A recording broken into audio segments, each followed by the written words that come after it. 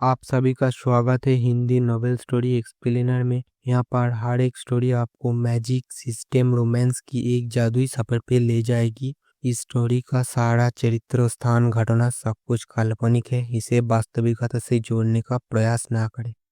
चलिए स्टोरी की तरफ आगे बढ़ते हैं। अध्याय 301। यहाँ अधिभोग दर शुद्ध विला समुदायों की तुलना में बहुत अधिक है। इसके अलावा दरवाजे पर दुकानें हैं, पास में ही एक बड़ा तृतीयक अस्पताल है, साथ ही प्राथमिक विद्यालय और किंडरगार्टन भी हैं जो वसंत कुंज में प्रथम श्रेणी के स्कूल हैं। इस समुदाय की सुरक्षा भी बहुत सख्त है और प्रवेश कार्ड या मालिक के बिना प्रवेश की अनुमति नहीं है। रास्ते में अनन्या शर्मा ने गार्डेनिया एनक्लेव की प्रॉपर्टी कंसल्टेंट को फ़ोन करके बताया कि वह आज घर देखने आएंगी। घर देखने के लिए किसी रियल एस्टेट सलाहकार को लाने पर कोई प्रतिबंध नहीं है। समुदाय में प्रवेश करने के बाद अर्जुन सक्सेना और अन्य लोग तुरंत नया घर देखने नहीं गए, बल्कि पहले पुरानी इमारत देखने गए। इस समुदाय को बने हुए 8 साल हो गए हैं, लेकिन अभी तक इसका विकास नहीं हुआ है। अगले साल सितंबर में प्री सेल होने वाला नवीनतम विकास एकल परिवार विला का 5वां चरण है। समुदाय का वातावरण बहुत अच्छा है, प्लॉट अनुपात कम है, उनमें से अधिकांश टाउन हाउस और स्टैक विला हैं और फिर 4 बड़ी ऊंची इमारतें हैं। क्योंकि मैं इस समय पुरानी इमारत को देख रहा हूँ, यहाँ हरियाली बहुत अच्छी है और पेड़ ऊंचे पेड़ों में बदल गए हैं। रियल एस्टेट सलाहकार ने उन्हें बताया कि पहले 4 चरणों और 5वें चरण में एकल परिवार विला अलग अलग हैं, उनमें कोई गेट नहीं है। एकल परिवार विला के मालिक की गोपनीयता की अच्छी तरह से गारंटी दी जाती है। ये सुझाव दिया जाता है कि अनन्या शर्मा और अन्य लोग एक बड़ा विला खरीद लें और फिर अनन्या शर्मा को बताएं कि यदि वे एक बड़ा फ्लैट खरीदते हैं तो बिक्री विभाग पहले ही सभी फ्लैट बेच चुका होगा, इसलिए वे केवल सेकंड हैंड ही खरीद सकते हैं। अतिरिक्त मंजिल वाली इमारत को बने 6 साल हो गए हैं और बाहरी दीवार पर कुछ पुराने स्थान दिखाई दे सकते हैं। अगर आप भविष्य में लंबे समय तक रहते हैं तो लिफ्ट का रखरखाव, गलियारा, पानी के पाइप का रखरखाव वगैरह होगा। यदि आप दशकों तक रहते हैं तो अधिक रखरखाव की आवश्यकता होगी।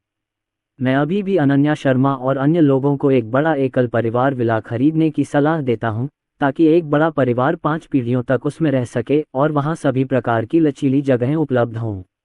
इसके अलावा दरवाजे के बाहर सुपरमार्केट, अस्पताल और स्कूल भी हैं, जो वाकई सुविधाजनक है। बस एक ही कमी है कि कीमत ज़्यादा है। सबसे कम क्षेत्रफल 352 वर्ग मीटर है। यूनिट की कीमत अभी तक सामने नहीं आई है। घर की पूरी मरम्मत हो जाने के बाद अगले साल सितंबर में बाजार खुलने से पहले कीमत जारी कर दी जाएगी, लेकिन कीमत दापिंग से कम नहीं होगी। सक्सेना के पिता और माता ने जल्दी से अपने मन में गिनती शुरू कर दी। न्यूनतम क्षेत्रफल 352 वर्ग मीटर है और अब बड़े फ्लैट का फर्श 131,000 वर्ग मीटर है। 131,000 वर्ग मीटर के हिसाब से इसकी लागत 45.76 मिलियन होगी। पहले मैंने सोचा था कि मैं इसे 200,000 रुपये से अधिक में खरीद सकता हूँ। मुझे ये सुनने की उम्मीद नहीं थी कि सबसे कम कीमत वाले विला की कीमत कम से कम 40 मिलियन या 50 मिलियन होगी। अनीता सक्सेना की सांस रुक गई।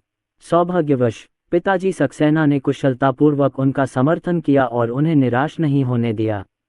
अनन्या शर्मा ने भौहें चढ़ाते हुए कहा, मैंने पहले मकान बेचने वाले सॉफ्टवेयर को देखा था और देखा था कि 200 वर्ग मीटर से अधिक के विला बिक चुके थे। 352 वर्ग मीटर बहुत महंगा है। यदि ये 200 वर्ग मीटर से अधिक है तो वह और अर्जुन सक्सेना अभी भी इसे वहन कर सकते हैं, क्योंकि उसके बैंक कार्ड में अभी भी 10 मिलियन से अधिक धनराशि है। इस आदेश से अर्जुन सक्सेना को टैक्स के बाद करीब 18 करोड़ रुपये मिल सकते हैं। संपत्ति सलाहकार ने विनम्रता से कहा, श्रीमती किन, हमारे समुदाय में 200 वर्ग मीटर से ज़्यादा क्षेत्रफल वाले कुछ टाउन हाउस और डुप्लेक्स विला बिक्री के लिए उपलब्ध हैं, लेकिन ये सभी तीसरे और चौथे चरण के उत्पाद हैं। 5वें चरण में एकल परिवार वाले विला का न्यूनतम क्षेत्रफल 352 वर्ग मीटर है। यह विक्रय सॉफ्टवेयर पर बहुत स्पष्ट नहीं हो सकता है। अनन्या शर्मा समझती हैं कि ग्राहकों को रियल एस्टेट निरीक्षण के लिए आकर्षित करने के लिए कुछ घर बेचने वाले सॉफ्टवेयर पहले कम कीमत या कम क्षेत्रफल वाले घरों को दिखाते हैं, ताकि ग्राहक मौके पर ही घरों का निरीक्षण करने के लिए आकर्षित हो सकें। कितना छोटा घर! हालांकि चूंकि सभी लोग आ गए हैं, इसलिए इसे अवश्य देखा जाना चाहिए। बहुत से लोग अभी भी गोली खाएंगे। अर्जुन सक्सेना ने कहा, 352 वर्ग मीटर का घर अभी भी बहुत छोटा है, क्या 500 वर्ग मीटर से अधिक है? सक्सेना के पिता और माता ने अचानक अर्जुन सक्सेना की ओर देखा और सोचा कि उनके बेटे को उनके लिए गति बनानी चाहिए। अन्यथा मैं विशेष रूप से घर देखने आया था और जब मैंने सबसे छोटा क्षेत्र सुना तो मैं चौंक गया, जो थोड़ा शर्मनाक था। इससे रियल एस्टेट सलाहकारों को भी लगेगा कि वे इसे वहन नहीं कर सकते और फिर सेवा का रवैया अधीर हो जाएगा इत्यादि। जब प्रॉपर्टी कंसल्टेंट ने अर्जुन सक्सेना की बातें सुनी तो उसकी मुस्कान और भी गहरी हो गई, क्योंकि अर्जुन सक्सेना और अन्य लोग जितना महंगा घर खरीदते उसे उतना ही अधिक कमीशन मिलता। हाँ श्रीमान सक्सेना, आपके परिवार में 3 बच्चे हैं। आपको 500 वर्ग मीटर से ज़्यादा बड़े आकार का एक बड़ा विला खरीदने पर विचार करना चाहिए। क्या आपको अभी मॉडल हाउस देखना चाहिए या आपको पहले पूरे इलाके में घूमकर देखना चाहिए? अर्जुन सक्सेना ने सक्सेना पिता और मां की ओर देखा और अर्जुन के पिता ने कहा, पहले घूमो। आखिर पापा सक्सेना, जिनकी संपत्ति 10 करोड़ से ज़्यादा थी, फिर भी मम्मी किन से ज़्यादा इज्जतदार थे।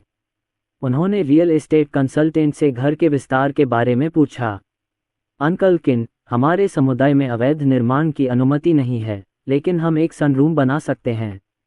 हालांकि मैं बहुत अधिक धूप कक्ष बनाने की अनुशंसा नहीं करता, क्योंकि गर्मियों में ये गर्म और सर्दियों में ठंडा होगा। भले ही सनरूम में एयर कंडीशनर, सनशेड या फ्लो हीटिंग आदि की व्यवस्था हो, ये बहुत आरामदायक नहीं होगा। कपड़े सुखाने के लिए सनरूम बनाना एक अच्छा विकल्प है। रियल एस्टेट सलाहकार ने जो कहा वह भी हृदयस्पर्शी था। पिताजी सक्सेना ने सिर हिलाया और आसपास के वातावरण को देखते रहे। यदि इसे नहीं जोड़ा जा सकता है, हालांकि वे विला को चौड़ा नहीं कर सकते हैं, अन्य लोग ऐसा नहीं कर सकते हैं, और वे भारी मशीनरी नहीं लाएंगे और सड़क को कुचल नहीं देंगे। इसके बाद पिताजी सक्सेना ने कुछ और प्रश्न पूछे, जैसे कि विला में मुर्गियां, बतखें और सुअर पालना। इसे अपने आंगन में रखना ठीक है, लेकिन सड़क पर नहीं चल सकते। रियल एस्टेट सलाहकार ने जवाब दिया, अच्छा, कुत्ता कहाँ है? अगर आपके पास कुत्ता है तो आपको अपने घर से बाहर जाते समय पट्टा और डॉग कार्ड की ज़रूरत होगी। प्रॉपर्टी क्लब में मालिक के लिए इसे मुफ्त में पंजीकृत किया जा सकता है और कुत्ते के लिए पट्टा भी दिया जाएगा। समुदाय के वातावरण और पुराने समुदाय में अचल संपत्ति को देखते हुए अचल संपत्ति सलाहकार ने जो कहा वह बुरा नहीं है, लेकिन सभी अतिरिक्त निर्माण सूर्य कक्ष के लिए हैं, कंक्रीट के लिए नहीं। और यदि कुत्ते हैं तो उनके मालिक भी होंगे जो उन्हें बांध कर रखेंगे और कुत्तों को इधर उधर नहीं घूमने देंगे। अर्जुन सक्सेना इसे बहुत महत्व देते हैं, क्योंकि उनके परिवार में 3 छोटे बच्चे हैं। अगर वे भविष्य में यहाँ रहेंगे तो वे अपने छोटे बच्चों को ज़रूर घुमाने ले जाएंगे। अगर उन्हें बिना पट्टे वाले कुत्ते, खासकर बड़े कुत्ते, दिख जाएं तो वे डर जाएंगे। छोटे बच्चों के लिए ये बच्चों या वयस्कों को भी काट सकता है। पुराने समुदाय की स्थिति को पढ़ने के बाद अर्जुन सक्सेना ने संपत्ति सलाहकार से उन्हें मॉडल हाउस दिखाने के लिए कहा।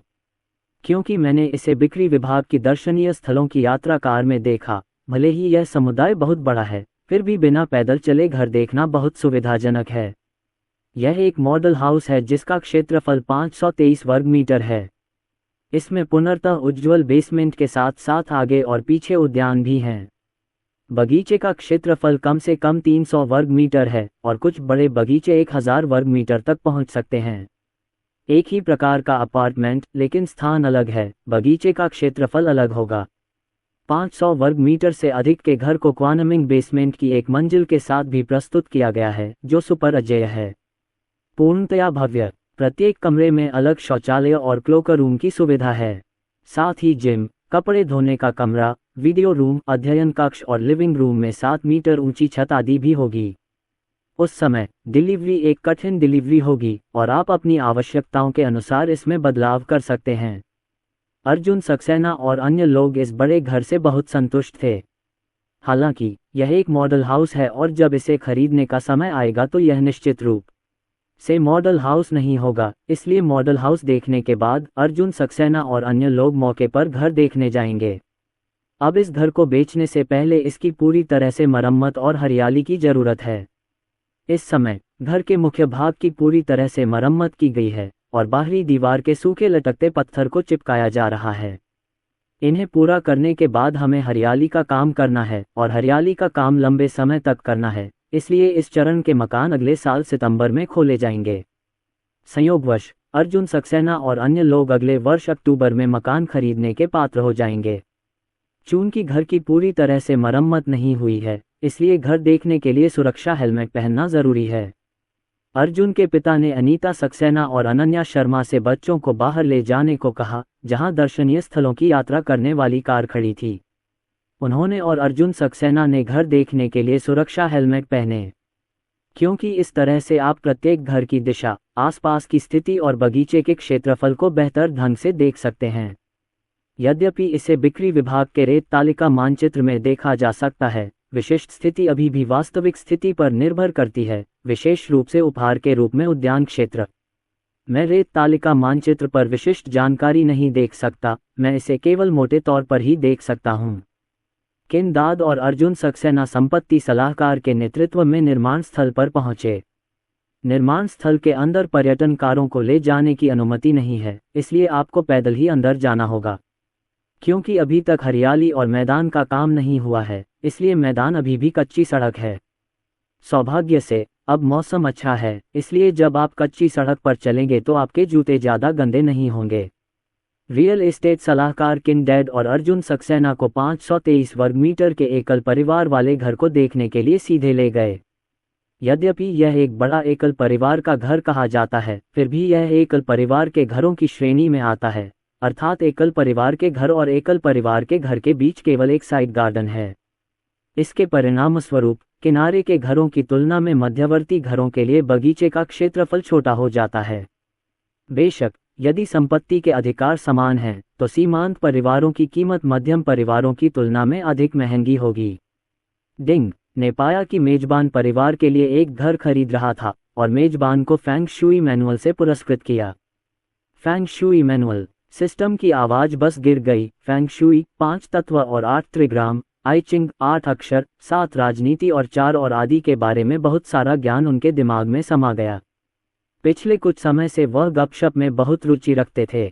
उन्होंने बुक ऑफ चेंजेस खरीदी और उसे पढ़ने के लिए घर गए, लेकिन इसे खोलने के बाद उन्हें एहसास हुआ कि उन्होंने वास्तव में पात्रों को अलग करके पढ़ा था और उन्हें समझ सकते थे, लेकिन उन्हें एक साथ पढ़ने के लिए जोर दिया। मैं एक नज़र में पूरी तरह से भ्रमित था, पूरी तरह से समझ से बाहर। भविष्यवाणियों आदि का तो जिक्र ही नहीं। अंत में मुझे पुस्तक को बुकशेल्फ पर रखना पड़ा और राख में मिल जाना पड़ा। लेकिन सिस्टम इनाम के ज्ञान को समझने के बाद वह एक मार्शल आर्ट व्यक्ति की तरह था जिसने रेन और डू की दूसरी पंक्ति खोली और उसने तुरंत परिवर्तन की पुस्तक में बताई गई गपशप और अन्य बातों को समझ लिया। साथ ही 8 चरित्र, 7 राजनीति और 4 अन्य का ज्ञान। भाग्य कथन का उल्लेख तो नहीं किया जा सकता, लेकिन घर को देखना और फेंग शुई खजाना ढूंढना ही पर्याप्त है। तुरंत ही अर्जुन सक्सेना ने इन घरों के फेंग शुई पर गंभीरता से विचार करना शुरू कर दिया। पिताजी सक्सेना को बड़े बॉर्डर वाले घरों का एक सेट पसंद आया, जिसमें 1000 वर्ग मीटर का उद्यान क्षेत्र था, जो कि इसी प्रकार के 523 वर्ग मीटर के उद्यान क्षेत्र में सबसे बड़ा उद्यान क्षेत्र है। यहाँ तक कि 700 वर्ग मीटर से अधिक क्षेत्रफल वाले अधिकांश उद्यानों से भी बड़ा। लैंग इनसाइड हाउस होल्ड्स के बारे में आपकी क्या राय है? ये बगीचा बहुत बड़ा है। हम सब मिलकर एक तालाब खोदकर उसमें मछलियाँ पाल सकते हैं, ताकि हम रोज़ाना प्रदूषण मुक्त मछलियाँ खा सकें। कुछ मछलियाँ खाएं और भविष्य में समझदार बनें। जब तुम छोटे थे तो मैं तुम्हारे लिए मछली पकाती थी। देखो अब तुम कितने होशियार हो गए हो। इसके अलावा वह देखता है कि इस विला का फेंग शुई भी बहुत अच्छा है, बस क्यूई की स्थिति में। पिताजी सक्सेना ने जब धन कमाया तो उन्होंने फेंग शुई का भी अध्ययन किया। उन्होंने गुरुओं की पूजा भी की और कुछ समय तक उनसे शिक्षा भी ली। उन्होंने अपने घर के फेंग शुई बयूरों को बदलने के लिए मास्टर को अपने घर भी आमंत्रित किया। उस समय उनका करियर तेजी से बढ़ रहा था और उन्हें लगा कि फेंग शुई बयूरों ने इसमें कुछ भूमिका निभाई है। हालांकि दिवालिया हो जाने के बाद वह अपना जीवन बदलने के लिए गुरु के पास गया, लेकिन स्वामी एक एक करके उससे दूर हो गए। वह जानता था कि शायद उसे मूर्ख बनाया गया है, लेकिन वह अभी भी कुछ हद तक फेंग शुई में विश्वास रखते हैं। इसलिए इस बार जब अर्जुन सक्सेना के लिए घर चुन रहे थे तो उन्होंने फेंग शुई के कुछ ज्ञान को भी गंभीरता से लिया, जो उन्होंने खुद सीखा था। अपने बेटे के लिए सर्वोत्तम फेंग शुई वाला घर चुनने का प्रयास करें। अर्जुन सक्सेना ने कहा, पापा, आपने जो सेट चुना है वो वाकई बहुत अच्छा है, लेकिन मुझे लगता है कि ये सेट ज़्यादा बेहतर है। हालांकि बगीचे का क्षेत्रफल 1000 वर्ग मीटर जितना बड़ा नहीं है, फिर भी 800 वर्ग मीटर होना चाहिए, जो हमारे लिए काफ़ी है। क्योंकि साइड हाउस का ये सेट सबसे अच्छा फेंग शुई खजाना है। सहज नौकायन। उन्होंने बहुत अधिक धनराशि की मांग नहीं की, लेकिन उन्हें उम्मीद थी कि पूरा परिवार सुरक्षित, स्वस्थ और समृद्ध रहेगा। यहाँ तक कि एक छोटी सी बीमारी या आपदा भी दुर्भाग्य को सौभाग्य में बदल सकती है।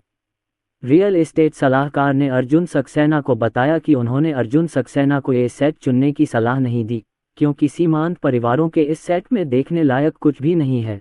लेकिन जब समय आएगा तो इस पंक्ति के पीछे के क्षेत्र में एक राजमार्ग विकसित किया जाएगा।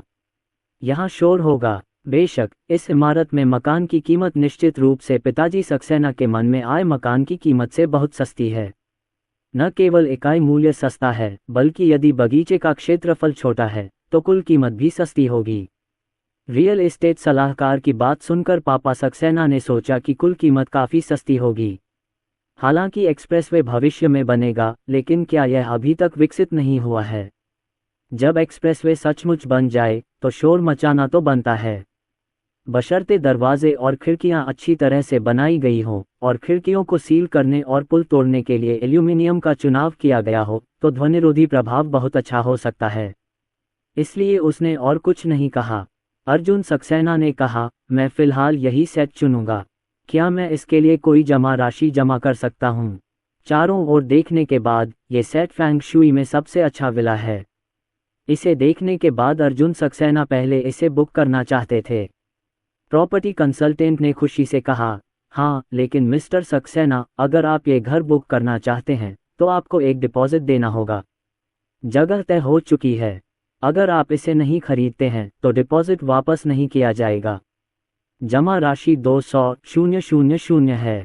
अर्जुन सक्सेना ने सिर हिलाया, ठीक है, पहले बाहर जाओ, मैं अपने परिवार के साथ इस पर चर्चा करूंगा। ठीक है, mister Saxena. Real estate consultant मुस्कुराए, उसकी आंखें सिकुड़ गईं। आखिरकार, अगर उसने इतना बड़ा विला बेचा तो उसका कमीशन 6 अंकों में होगा। क्या मुझे कुछ और देखने की ज़रूरत है? रियल एस्टेट सलाहकार ने पूछा। कोई ज़रूरत नहीं, अर्जुन सक्सेना ने कहा। ठीक है, मैं तुम्हें बाहर ले जाऊंगा। पिताजी सक्सेना ने अपना मोबाइल फ़ोन निकाला, कुछ तस्वीरें खींची और फिर अर्जुन सक्सेना और अन्य लोगों के साथ निर्माण स्थल से बाहर चले गए। निर्माण स्थल से निकलने के बाद जब तीनों छोटे बच्चों ने अर्जुन सक्सेना को देखा तो वे तुरंत बड़बड़ाने लगे। प्रदर्शन के लिए होड़, पिताजी का ध्यान आकर्षित करने की कोशिश। अर्जुन सक्सेना ने अपना सुरक्षा हेलमेट उतारा, उसे प्रॉपर्टी कंसल्टेंट को सौंप दिया, फिर मुस्कुराते हुए बच्चों की ओर बढ़े और ड्राइवर के हाथ में पकड़ा हुआ बड़ा सा खजाना ले लिया। और फिर 2 और खजाने और 3 खजाने उसकी ओर झुके हुए पोस्ट किए। रुको, पिताजी वापस आ गए हैं। पिताजी अभी दादाजी के साथ हमारा नया घर देखने गए थे और उन्हें ये पहले से ही पसंद आ गया है। इस अनन्या शर्मा ने पूछा, क्या आपने इसे देखा है? अनीता सक्सेना ने भी उत्सुकता से पूछा, आप कौन सा सेट देख रहे हैं? क्या ये सचमुच 523 वर्ग मीटर का है? अर्जुन सक्सेना ने सिर हिलाया। माँ कुछ कहना चाहती थी, लेकिन उस समय वह बाहर थी, इसलिए उन्होंने खुद को रोक लिया और ज़्यादा कुछ नहीं कहा। पिताजी सक्सेना आए और संपत्ति सलाहकार को पता था कि अर्जुन सक्सेना परिवार एक घर खरीदने पर चर्चा करने वाला था, इसलिए उन्होंने विशेष जानकारी वाले ड्राइवर को बुलाया और सोडा पीने चले गए। अर्जुन सक्सेना को बातचीत के लिए एक निजी स्थान दें। उन्हें जाते देख अनीता सक्सेना ने आवाज़ धीमी की और अर्जुन सक्सेना से पूछा, लंगलांग, क्या तुम सच में इसे खरीदना चाहते हो? 523 वर्ग मीटर, कम से कम 40 करोड़ से ज़्यादा, इतना महंगा? अनन्या शर्मा ने यह भी कहा, पति, या हम बड़े फ्लैट, टाउनहाउस या डबल्स का एक सेट खरीद सकते हैं। मुझे लगता है कि 523 वर्ग मीटर बहुत बड़ा है। ये वास्तव में बड़ा है। साथ ही बेसमेंट, ये लगभग 700 वर्ग मीटर चावल होगा। डैड सक्सेना ने कहा, लांग, हालांकि घर वाकई अच्छा है। बगीचा 800 वर्ग मीटर का है, लेकिन यह वाकई बहुत महंगा है। अगर लोकेशन दूसरे घरों से कम महंगा भी होगा तो भी अनुमान है कि इसकी कीमत 4 करोड़ होगी। 40 मिलियन कोई छोटी रकम नहीं है, और आपको पहले से 200,000 की जमा राशि देनी होगी। अगर आप उस समय इसे नहीं खरीदते हैं तो जमा राशि वापस नहीं की जा सकेगी। अर्जुन सक्सेना ने कहा, पापा, वो घर वाकई बहुत अच्छा है। मुझे फेंग शुई के बारे में कुछ जानकारी है। इसमें फेंग शुई का अच्छा इस्तेमाल होता है। ये इन विला में सबसे अच्छा है। यहाँ विला खरीदने वाले लोग असल में बड़े बॉस होते हैं। वे फेंग शुई विशेषज्ञों से घर देखने में मदद मांगते हैं। यदि उन्होंने वास्तव में किसी शक्तिशाली फेंग शुई गुरु को नियुक्त किया है और उन्हें वह मकान पसंद आया है जो मुझे पसंद आया है, तो वे बाद में उसे खरीद लेंगे और मकान नहीं बेचा जाएगा। इसलिए मैं आज ही जमा राशि जमा कर रहा हूं और यह घर बुक कर रहा हूं। जहां तक पैसों की बात है, आपको चिंता करने की जरूरत नहीं है, मैं इसे संभाल सकता हूं। अपनी और अनन्या शर्मा की स्थिति के बारे में जब उन्होंने प्रॉपर्टी कंसल्टेंट से मुलाकात की तो उन्होंने कहा कि अगले साल अक्टूबर तक कमरे की टिकट नहीं मिलेगी। रियल एस्टेट सलाहकार ने कहा कि इसमें कोई समस्या नहीं है, क्योंकि उनका घर आधिकारिक तौर पर अगले साल सितंबर तक बिक्री के लिए उपलब्ध नहीं होगा। उन्हें विश्वास है कि 1 वर्ष के अंतराल के साथ वे 40 मिलियन से अधिक कमा सकते हैं, क्योंकि अब उसके पास न केवल नक्काशी का कौशल है, बल्कि शैम्पू भी है, साथ ही फेंग शुई कौशल भी है जो उसने अभी सीखा है। ये सभी लाभदायक हैं। पिताजी सक्सेना दंग रह गए। अर्जुन, क्या तुम फेंग शुई जानते हो? अच्छा, मैं थोड़ा सा पढ़ लूंगा। अर्जुन सक्सेना मुस्कुराते हुए बोले, क्या मैं अक्सर आपको फेंग शुई के बारे में बात करते नहीं सुनता था, इसलिए मैंने भी थोड़ा बहुत सीख लिया। माँ ने एक बात सोची और कहा, लेकिन अर्जुन, तुम्हारे कमरे की किताबों की अलमारी में रखी बुक ऑफ चेंजेस की किताब का रंग तो कुछ ज्यादा ही धूसर हो गया है। क्या तुम सच में फेंग शुई में माहिर हो? ऐसा इसलिए क्योंकि मैंने वह किताब बहुत पहले पढ़ी थी। सिर्फ बुक ऑफ चेंजेस पढ़ना ज्यादा उपयोगी नहीं है, और फिर भी इसकी गिनती नहीं होती। मैंने जिपिंग झेनक्वान, गुओ लाओ जिंगजोंग, यिमाओ, ईजेड यिन वगैरह भी पढ़ी हैं। 8 किरदार और 7 राजनीतिक घटनाएं। अर्जुन सक्सेना ने कहा। जब पिता सक्सेना ने अर्जुन सक्सेना द्वारा बताई गई पुस्तकों के बारे में सुना तो उनकी आंखें चमक उठीं, क्योंकि इन पुस्तकों के बारे में बहुत कम लोग जानते थे, केवल वही लोग जानते थे जो वास्तव में फेंग शुई सीखने गए थे।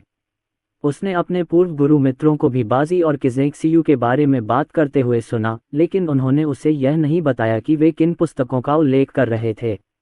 ऐसा लगता है कि मेरे बेटे ने कॉलेज में जो 2 साल बिताए, उनमें उसने सचमुच बहुत कुछ सीखा। अनन्या शर्मा ये सुनकर थोड़ा चकित रह गए, उन्हें ये बिल्कुल समझ नहीं आया। लेकिन उसे याद आया कि जब उन्होंने पहले सांकेन झाई को खोला था, तो अर्जुन सक्सेना को फेंग शुई के बारे में ज़्यादा जानकारी नहीं थी, लेकिन अब वह समझता है। उन्होंने अर्जुन सक्सेना को ये किताबें पढ़ते हुए भी नहीं देखा। क्या उसके पति ने सचमुच उसे और अधिक जिज्ञासु बना दिया? उसके दिल में संदेह था, लेकिन उसने पूछा नहीं। उन्होंने कहा, अर्जुन सक्सेना, चूंकि तुमने ये घर खरीदने का फैसला किया है, तो चलो इसे खरीद ही लेते हैं। मुझे तुम्हारे विजन पर भरोसा है। वैसे, क्या तुमने तस्वीरें खींची हैं? पापा ने एक तस्वीर खींचकर मुझे भेजी है, मैं तुम्हें दिखा दूंगा। अर्जुन सक्सेना ने अपना फ़ोन निकाला और अनन्या शर्मा को थमा दिया। यद्यपि घर के चारों ओर के अग्रभाग अब ब्रैकेटों से भरे हुए हैं, फिर भी एक सामान्य रूपरेखा देखी जा सकती है, तथा सामने का बगीचा, दोनों ओर के बगीचे तथा पीछे का बगीचा स्पष्ट रूप से देखा जा सकता है। क्योंकि यह एक साइड हाउस है, दूसरी तरफ का बगीचा बहुत बड़ा है। बगीचे का कुल क्षेत्रफल 800 वर्ग मीटर है, और इसका अधिकांश क्षेत्र पीछे के बगीचे और बगल के बगीचे में केंद्रित है। घर वाकई बहुत बड़ा है। हालांकि अनन्या शर्मा ने कहा कि यह बहुत बड़ा और बहुत महंगा है, लेकिन वह भी एक बड़ा घर खरीदना चाहती थीं। इस तरह वे बुढ़ापे तक बिना घर बदले यहाँ रह सकते हैं।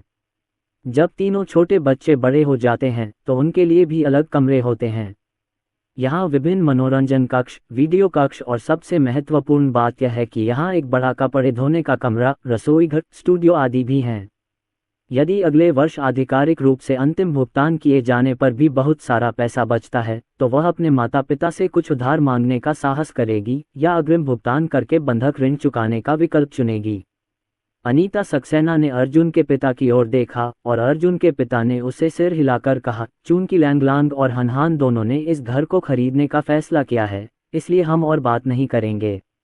माँ ने अंततः सिर हिलाया। दिवालिया होने से पहले उनका परिवार एक बड़े विला में रहता था। उस समय घर का क्षेत्रफल केवल 300 वर्ग मीटर से ज्यादा था, लेकिन उन्होंने इसे 500 वर्ग मीटर से भी ज्यादा बड़ा बना दिया। बड़े घर में रहना सचमुच आरामदायक है।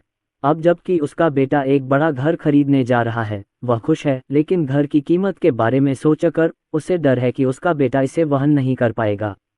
अरे, कोई पैसा गलत नहीं है। वह ये भी सोच रही थी कि यदि परिवार उस समय दिवालिया न हुआ होता तो क्या होता। वह और अर्जुन के पिता निश्चित रूप से अपने बेटे के लिए इतना बड़ा घर खरीद सकते हैं। लेकिन दुनिया में पछतावे की कोई दवा नहीं है। दिवालियापन तो दिवालियापन है, आपको इस तथ्य को स्वीकार करना होगा।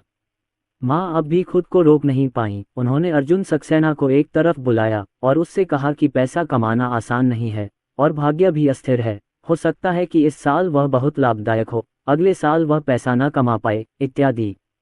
उसे अब भी बचाए गए पैसों के अनुसार संबंधित घर खरीदने दें। पहले अक्सर कहा जाता था कि हेडोंग 30 साल में हेडोंग हो जाएगा और हेक्सी 30 साल में। लेकिन आजकल दुनिया इतनी तेजी से बदल रही है कि 3 या 5 साल में हेडोंग और हेक्सी बराबर हो जाते हैं। एक तो नीति में परिवर्तन और दूसरा अंतर उद्योग पूंजी और अन्य कारकों से आयाम में कमी का झटका। अर्जुन सक्सेना अनीता सक्सेना की चिंताओं को जानते थे। उन्होंने अनीता सक्सेना को आश्वस्त किया और वह ये जानते थे। उसे उस पर विश्वास दिलाओ। अनीता सक्सेना ने पिछले कुछ महीनों में अपने बेटे में आए बदलावों के बारे में सोचा, जैसे स्टोर खोलना, BMW खरीदना, 20 मिलियन का ऑर्डर प्राप्त करना और फैक्ट्री स्थापित करने की तैयारी करना। आखिरकार उसने सिर हिलाया। चेंग, अर्जुन, तुम अकेले पर ज्यादा दबाव मत डालो। अगर तब तक हमारे पास सचमुच पर्याप्त पैसे नहीं हुए तो हम 200,000 की जमा राशि गंवा देंगे और उसे भी गंवा देंगे। अर्जुन सक्सेना ने मुस्कुराते हुए कहा, माँ, चिंता मत करो, मैं आपके बेटे के लिए ये घर जरूर खरीद सकता हूँ। अपने परिवार के साथ बातचीत करने और उनकी राय एकमत करने के बाद अर्जुन सक्सेना और संपत्ति सलाहकार अनुबंध पर हस्ताक्षर करने के लिए बिक्री केंद्र गए। अनुबंध में ये शर्त है कि अर्जुन सक्सेना 2 लाख रुपये की अग्रिम राशि जमा करेंगे और फिर अगले साल नवंबर से पहले घर खरीदने और अंतिम भुगतान करने आएंगे। घर की कीमत प्रकाशित मूल्य के अधीन होगी। डेवलपर का दायित्व है कि वह घर अपने पास रखे और वह इसे किसी और को बुक नहीं कर सकता, अन्यथा इसे डेवलपर द्वारा अनुबंध का उल्लंघन माना जाएगा और अर्जुन सक्सेना को घर की कीमत का 2 गुना मुआवजा देना होगा। अर्जुन सक्सेना और उनका परिवार अभी वहां से निकले ही थे कि सेल्स डिपार्टमेंट से एक ग्राहक आया। ग्राहक के साथ टैंक सूट पहने एक आदमी था जो देखने में बिल्कुल मास्टर लग रहा था। मास्टर झाओ, आप आज मुझे घर देखने में मदद कर सकते हैं। मैं भविष्य में अपने निवास के लिए इस समुदाय में एक एकल परिवार वाला विला खरीदने जा रहा हूँ। इस झाओ जिंगली ने सिर हिलाया और कहा, पहले मुझे घर दिखाओ। बिक्री विभाग में प्रवेश करने से पहले उन्होंने पूरे समुदाय का जायजा लिया था तथा विमान से समुदाय का समग्र स्वरूप भी देखा था। इस क्षेत्र का समग्र फेंग शुई बहुत अच्छा है। झाओ जिंगली एक फेंग शुई मास्टर थे जिन्हें सुनील सक्सेना ने घर देखने में मदद के लिए विशेष रूप से आमंत्रित किया था। सुनील सक्सेना झाओ जिंगली का बहुत सम्मान करते थे। उन्होंने कहा, ठीक है मास्टर झाओ। इसके बाद सुनील सक्सेना ने अपने रियल एस्टेट सलाहकार से कहा कि वे उन्हें इस समुदाय के 5वें चरण में विकसित एकल परिवार विला देखने ले जाएं। सुनील सक्सेना की संपत्ति अब अरबों में पहुंच गई है और उनके लिए यहां आकर एक बड़ा एकल परिवार विला खरीदना मामूली बात है। उनकी पत्नी ने उनके लिए कुछ इलाके खरीदने के लिए तय किए। वे झाओ जिंगली को ये इलाके दिखाने ले गए और आखिरकार उन्होंने गार्डेनिया एनक्लेव नामक रियल एस्टेट को अपना लक्ष्य बनाया। क्योंकि झाओ जिंगली ने कहा कि उन्होंने अब तक जितनी भी इमारतें देखी हैं उनमें से इस इमारत का फेंग शुई लेआउट सबसे अच्छा है। इस बार उन्होंने जो घर खरीदा था उसका उपयोग एक हवेली के रूप में किया जाना था जहां वे भविष्य में 100 वर्षों तक रहेंगे, इसलिए उन्होंने इस पर विशेष ध्यान दिया। सर्वोत्तम फेंग शुई वाला विला अवश्य खरीदें। उस समय झाओ जिंगली से एक फेंग शुई ब्यूरो स्थापित करने के लिए कहें, फिर घर को पलट दें और जैसा वह चाहता है उसके अनुसार उसका पुनर्निर्माण करें। विला खरीदने का मतलब है कि आप इसे स्वयं जोड़ और बना सकते हैं। उसने ऐसा सोचा। रियल एस्टेट सलाहकार उन्हें घर देखने के लिए निर्माण स्थल पर ले गया। अंत में झाओ जिंगली ने वही चुना जो अर्जुन सक्सेना ने पहले चुना था। श्री वांग, इसे चुने। सुनील सक्सेना झाओ जिंगली पर बहुत भरोसा करते हैं। हालांकि उन्हें लगता है कि यह स्वीट सिर्फ 523 वर्ग मीटर का है, जो थोड़ा छोटा है और इस तरह के अपार्टमेंट में गार्डन एरिया भी सबसे बड़ा नहीं है। लेकिन चूंकि झाओ जिंगली ने यह सेट चुना है, इसलिए वे इसे जरूर खरीदेंगे। आखिरकार जब घर को गिराकर उसे दोबारा बनाने का समय आएगा तो उस क्षेत्र की मरम्मत करना संभव होगा जिसे वह चाहता है। तुरंत उन्होंने एक रियल एस्टेट सलाहकार लियू को बुलाया। बस इस सेट का ऑर्डर दें। श्रीमान वांग, एक क्षण रुकिए। मिस्टर वांग, ये सेट पहले ही ऑर्डर कर दिया गया है। जियो लियू ने थोड़ी शर्मिंदगी से कहा। क्या घर बुक हो चुका है? किसके लिए बुक हुआ है? आप मुझे उसका संपर्क नंबर बताइए, मैं उससे फ़ोन कर दूंगा।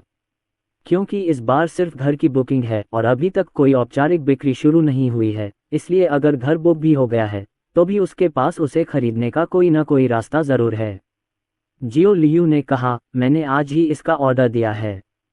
जियो लियू को अर्जुन सक्सेना की संपर्क जानकारी शीघ्र ही मिल गई, लेकिन अर्जुन सक्सेना के रियल एस्टेट सलाहकार के माध्यम से नहीं, बल्कि एक मित्र के माध्यम से जो अनुबंध का प्रभारी था।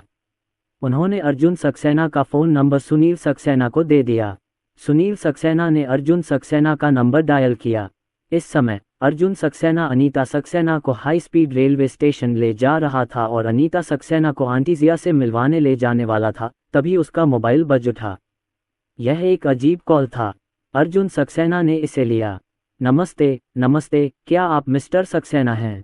सुनील सक्सेना ने मुस्कुराते हुए विनम्रता से पूछा। खैर, यह मैं हूँ, आप कौन हैं? सुनील सक्सेना ने अर्जुन सक्सेना को अपना परिचय देते हुए बताया कि वह गार्डेनिया एन्क्लेव में एक मकान खरीदने जा रहे हैं, लेकिन उन्होंने इसके बारे में नहीं सोचा। फिर उन्होंने कहा कि उनकी पत्नी को ये घर बहुत पसंद आया और वह इसे खरीदना चाहती हैं, लेकिन मैं सोच रहा था कि क्या अर्जुन सक्सेना उन्हें ये जगह दे सकते हैं। वह दोगुनी जमा राशि देने को तैयार है। इस तरह भले ही अर्जुन सक्सेना ने अनुबंध का उल्लंघन किया हो और 200,000 जमा राशि वापस नहीं पा सके, फिर भी उन्हें अतिरिक्त 200,000 जमा राशि मिल सकती थी। सुनील सक्सेना ने सोचा कि अर्जुन सक्सेना को सहमत होना चाहिए। आखिरकार ये 200,000 तो कुछ भी नहीं है। अर्जुन सक्सेना की बात सुनकर उन्होंने हल्के से कहा, नहीं, मुझे और मेरे परिवार को ये घर बहुत पसंद है। फैंग शुई खजाना, क्या वह इसे 200,000 में बेचेगा? वह मूर्ख नहीं है। सुनील सक्सेना एक पल के लिए स्तब्ध रह गए। उनकी आवाज़ से लग रहा था कि अर्जुन सक्सेना बहुत छोटा होगा। उन्हें उम्मीद नहीं थी कि वे अर्जुन सक्सेना को 2 लाख रुपये यूं ही दे देंगे, और अर्जुन सक्सेना भी नहीं माने। ऐसा लगता है कि पैसा पर्याप्त नहीं है। मास्टर झाओ ने पहले ही इस घर का चयन कर लिया है, इसलिए उन्हें इसे खरीदना ही होगा। वह मुस्कुराया और बोला, श्री सक्सेना, आप देख सकते हैं, क्या मैं 1 मिलियन खोलूं और आपके हाथ में कोटा खरीदूं? माफ़ करना, मैंने अभी अभी कहा, पर मैं इससे सहमत नहीं हूं। मुझे अभी यहाँ कुछ काम है, इसलिए पहले मैं फ़ोन रख देता हूँ। इसके बाद अर्जुन सक्सेना ने फ़ोन रख दिया। अनन्या शर्मा ने पूछा, क्या हुआ? अर्जुन सक्सेना ने उन्हें बताया कि कोई व्यक्ति उनके द्वारा आरक्षित मकान को खरीदना चाहता है, लेकिन वह इससे सहमत नहीं थे। अनीता सक्सेना ने आश्चर्य से कहा, क्या वह उस विला को खरीदने के लिए 1 मिलियन देने को तैयार है जिस पर हमने अभी हस्ताक्षर किए हैं?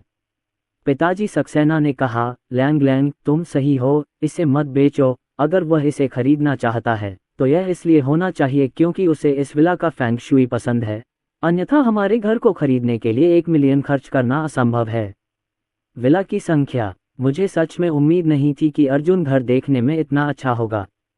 जैसे ही हमने इसे खरीदा, कोई 10 लाख देकर एक जगह खरीदने को तैयार हो गया। शुक्र है, अर्जुन की बात मान ली। चलो पहले कॉन्ट्रैक्ट साइन कर लेते हैं, वरना वापस आकर बात करेंगे, और फिर अगर तुम इसे खरीदने जाओगे तो विला बिक जाएगा।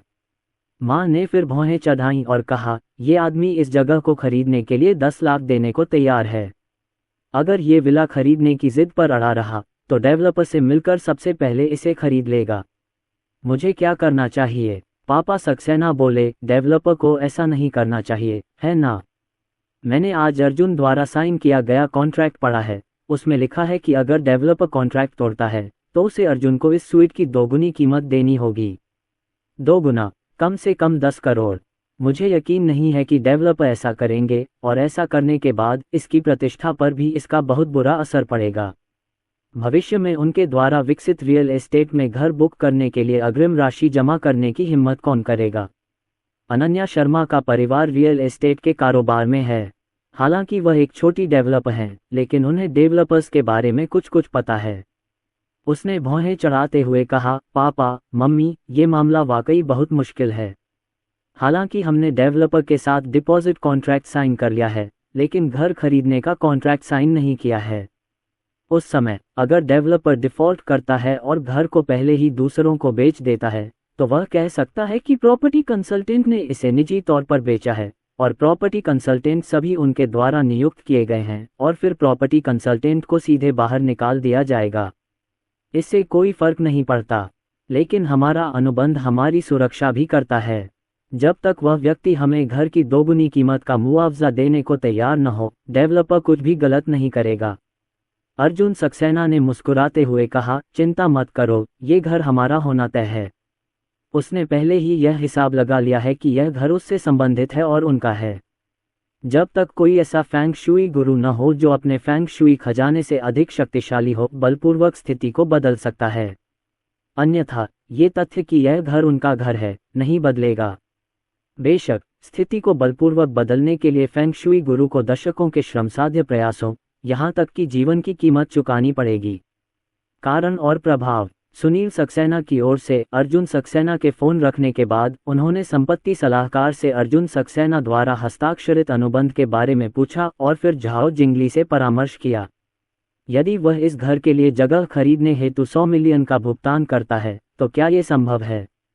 अरबों की संपत्ति वाले उसके लिए 1 करोड़ वाकई बहुत है, लेकिन अगर यह फेंग शुई का खजाना है तो उसे बस उसकी कीमत दोगुनी करनी होगी और इससे उसे मिलने वाली दौलत 1 करोड़ से कहीं ज्यादा होगी। झाओ जिंगली ने कहा, चूंकि आपने 1 मिलियन का भुगतान किया है और दूसरा पक्ष अभी भी कोटा छोड़ने के लिए तैयार नहीं है, तो परेशान होने की कोई आवश्यकता नहीं है। आप दूसरा सेट बदल सकते हैं। ये सेट बुरा नहीं है, लेकिन पिछले सेट से थोड़ा कमतर है। झाओ जिंगली ने 700 वर्ग मीटर से ज्यादा बड़े मध्यम परिवार वाले विला के एक और सेट की ओर इशारा करते हुए कहा। सुनील सक्सेना की भौहें तन गईं। इस सेट का गार्डन एरिया अभी वाले जितना अच्छा नहीं है। इस सेट का गार्डन एरिया सिर्फ 600 वर्ग मीटर से थोड़ा ज्यादा है ना? संपत्ति सलाहकार ने कहा। हाँ, पिछले सेट का उद्यान क्षेत्र 800 वर्ग मीटर है। हालांकि श्रीमान वांग, हमारे समुदाय में अवैध रूप से निर्माण नहीं किया जा सकता, इसलिए यदि बहुत सारे बगीचे हैं तो वास्तव में कोई लाभ नहीं है। क्या अवैध निर्माण नहीं हो सकता? सुनील सक्सेना ने नाराजगी से पूछा। उसके हर जगह संपर्क हैं, उसे ध्वस्त किए जाने का बिल्कुल भी डर नहीं है। रियल एस्टेट सलाहकार ने माफी मांगते हुए कहा, हाँ मिस्टर वांग, हमारे वसंत कुंज की यही जरूरत है। यहाँ सिर्फ कांच के घर ही बनाए जा सकते हैं, कंक्रीट के निर्माण की इजाजत नहीं है। अन्यथा जब तक कोई शिकायत करेगा, इसे ध्वस्त कर दिया जाएगा। समुदाय के लोग शिकायत करना बहुत पसंद करते हैं, क्योंकि वे अवैध रूप से निर्माण नहीं कर सकते और स्वाभाविक रूप से वे अन्य लोगों के अवैध निर्माण को नहीं देख सकते। सुनील सक्सेना दुखी थे। उन्हें लग रहा था कि आज उनकी किस्मत बहुत खराब है। न केवल सर्वोत्तम फेंग शुई वाला घर चुना गया, बल्कि इस समुदाय में विला का निर्माण अवैध रूप से नहीं किया जा सकता। उसने झाओ जिंगली से पूछा, मास्टर झाओ, क्या मुझे अब भी पहले वाला ही चुनना चाहिए? मुझे यकीन नहीं हो रहा कि मैंने उसे 5 करोड़ दिए, एक घर की कीमत, और वह मुझे घर देने को तैयार नहीं है। वह व्यक्ति बहुत अच्छा इंसान है। कम उम्र का, शायद 25 साल से कम उम्र का। झाओ जिंगली ने कहा, आप फोन करके फिर से पूछ सकते हैं। जैसे ही सुनील सक्सेना ने ये सुना, उन्हें पता चल गया कि जिस 523 वर्ग मीटर के घर के बारे में वह पहले से सोच रहे थे, उसमें अवश्य ही उत्कृष्ट फेंग शुई होगी। अन्यथा झाओ जिंगली उसे फोन करके पूछताछ जारी रखने नहीं देती। उन्होंने तुरंत अर्जुन सक्सेना को दोबारा बुलाया। इस बार अर्जुन सक्सेना ने उनके फोन का जवाब नहीं दिया। उससे नाराज होकर उन्होंने अर्जुन सक्सेना को एक टेक्स्ट संदेश भेजा, जिसमें कहा गया था कि वह अपनी पत्नी को इस विला को पसंद करने में मदद नहीं कर सकते और वास्तव में इस जगह को खरीदना चाहते हैं, और अर्जुन सक्सेना के हाथों इस जगह को खरीदने के लिए 50 मिलियन का भुगतान करने को तैयार हैं। और यह एक मुश्त भुगतान है, बिल्कुल भी पैसा बकाया नहीं है। अर्जुन सक्सेना ने उन्हें वापस लौटाते हुए कहा, मिस्टर वांग, मुझे खेद है, मुझे और मेरे परिवार को भी यह विला बहुत पसंद है और हम इस जगह को नहीं बेचेंगे। यह जवाब देखकर सुनील सक्सेना को इतना गुस्सा आया कि उनकी कनपटी फूल गई और अर्जुन सक्सेना से उनकी पट गई, इसलिए उन्हें यह मकान खरीदना पड़ा। उन्होंने झाओ जिंगली को अर्जुन सक्सेना द्वारा भेजा गया संदेश दिखाया। झाओ जिंगली ने उसे देखने के बाद कहा, छोड़ो भी, तुमने इतनी ऊंची कीमत चुकाई है, इसलिए वह इसे बेचने को तैयार नहीं है।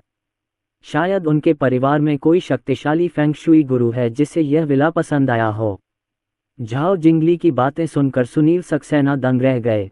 जी हाँ, अर्जुन सक्सेना की आवाज़ सुनिए, 25 साल से ज़्यादा उम्र का नहीं, इतना युवा करीब 50 करोड़ में घर खरीद सकता है। ये पैसा परिवार से ही आया होगा। और जिन माता पिता के पास अपने बच्चों के लिए 50 मिलियन विला खरीदने के लिए पैसे हैं, वे अमीर मालिक होने चाहिए और ऐसे अमीर लोगों को भी फेंग शुई मास्टर्स को प्रतिष्ठित करना चाहिए। ये सोचकर उसके दिल का गुस्सा आखिरकार थोड़ा कम हो गया। उसने बस यही सोचा कि अगर वह पहले घर देखने आ जाता तो घर उसका हो जाता। झाओ जिंगली ने उनसे करीब से देखने को कहा, ज़्यादा जोर न देने को कहा कि यह 712 वर्ग मीटर का घर भी बहुत समृद्ध है और इसमें अच्छी फेंग शुई है। सुनील सक्सेना का दिल टूट गया, लेकिन उन्होंने हार नहीं मानी। मैं सबसे पहले अर्जुन सक्सेना की जांच करूंगा। यही वो घर है जिसमें वो जिंदगी भर रहना चाहता है। जाहिर है वो अपनी मर्जी से बसना नहीं चाहता, खासकर जब उसकी संपत्ति अरबों में हो, तो वो पूरी तरह से चुन सकता है कि उसे क्या खरीदना है। आसन होने की कोई आवश्यकता नहीं है। अर्जुन सक्सेना की ओर से वे आंटी जिया के साथ शामिल हो गए। हाई स्पीड रेलवे स्टेशन जहां उसका बेटा जो जियांगपेंग उसे ले गया। जैसे ही आंटी जिया ने अर्जुन सक्सेना और अन्य लोगों को देखा, उन्होंने अनन्या शर्मा और 3 छोटे बच्चों को जो जियांगपेंग से मिलवाया। पेंग पेंग, देखो यह आरव है, यह अन्या और रिया हैं, 3 जुड़वा, देखो कितने प्यारे हैं, है ना? दूधिया और दूधिया, पकड़ने में आरामदायक है। इतना कहकर आंटी जिया ने बोल्ड सूप ले लिया। आरव को खुश करना और जो जियांगपेंग को दिखाना। आरव ने जो जियांगपेंग को उत्सुकता से देखा। जो जियांगपेंग उस नन्हे बच्चे की बड़ी बड़ी काली आंखों और प्यारे चेहरे से बहुत प्रभावित हुआ। उसकी माँ पिछले 2 दिनों से उसे बता रही थी कि अर्जुन सक्सेना के 3 बच्चे कितने प्यारे हैं। तो फिर उसे पहले ही प्यार करने, शादी करने और बच्चे पैदा करने दीजिए और उसे पहले ही अपने पोते को गले लगाने दीजिए। उन्होंने उसे आरव की तस्वीरें भी दिखाईं और जब उसने तस्वीरें देखीं तो उसे कुछ भी महसूस नहीं हुआ। अब जब उसने 3 असली छोटे बच्चों को देखा तो ईमानदारी से कहूं तो वह थोड़ा सतर्क हो गया। लेकिन वह अपनी बेटी को अधिक पसंद करते हैं। मुझे लगता है कि जुड़वा बच्चियां आन्या और रिया बहुत प्यारी हैं। शांत, थोड़ा डरपोक, वह ज़्यादा देर तक उसकी ओर देखने की हिम्मत नहीं कर पाता था, इसलिए वह अपनी नज़रें अर्जुन सक्सेना और अन्य लोगों पर घुमा लेता था। जो जियांगपेंग ने आरव का अभिवादन किया, फिर मुस्कुराया और अर्जुन सक्सेना से कहा, अर्जुन सक्सेना, यह आश्चर्यजनक है, मुझे इतनी जल्दी पत्नी और बच्चे मिल गए। बहुत अच्छा। मैंने अपनी माँ से सुना कि इस गर्मी में घर पर आपकी सगाई की शादी है और बच्चों के लिए 100 दिन का भोज भी है। मुझे छुट्टी नहीं मिली और मैं आपकी सगाई की शादी में शामिल नहीं हो पाया। मैंने इस लाल लिफाफे की भरपाई कर दी। मैं आपकी खुशहाल सगाई की कामना करता हूँ। ये कहते हुए जो जियांगपेंग ने अपने ब्रीफकेस से एक लाल लिफाफा निकाला और अर्जुन सक्सेना को सौंप दिया। अर्जुन सक्सेना ने इसे स्वीकार कर लिया, क्योंकि यह एक आशीर्वादपूर्ण लाल लिफाफा था। भविष्य में जब जो जियांगपेंग की सगाई या शादी होगी तो वह लाल लिफाफे भी भेजेगा। अर्जुन सक्सेना ने मुस्कुराते हुए कहा, आप भी जल्दी करो, आंटी जिया सच में अपने पोते को गले लगाना चाहती हैं। जो जियांगपेंग ने सच कहा, मुझे भी ऐसा लगता है, लेकिन अब दबाव बहुत बढ़िया है। मेरे पास आपका आशीर्वाद नहीं है। लड़कियों की दुल्हन की कीमत की मांग अधिक है और हमारे पास एक घर और एक कार होनी चाहिए। हालांकि मैंने 4 साल के लिए स्नातक किया, लेकिन हमने कोई पैसा नहीं बचाया और चीन शिपिंग की खपत बहुत अधिक थी। मुझे ऐसा लगता है कि मैं जीवन भर मुंबई में घर नहीं खरीद पाऊंगा। अर्जुन सक्सेना ने यह नहीं कहा कि उन्होंने अभी अभी घर बुक किया है। उन्होंने जो जियांगपेंग का कंधा थपथपाया और कहा, चलो, मुझे विश्वास है कि तुम ये कर सकते हो।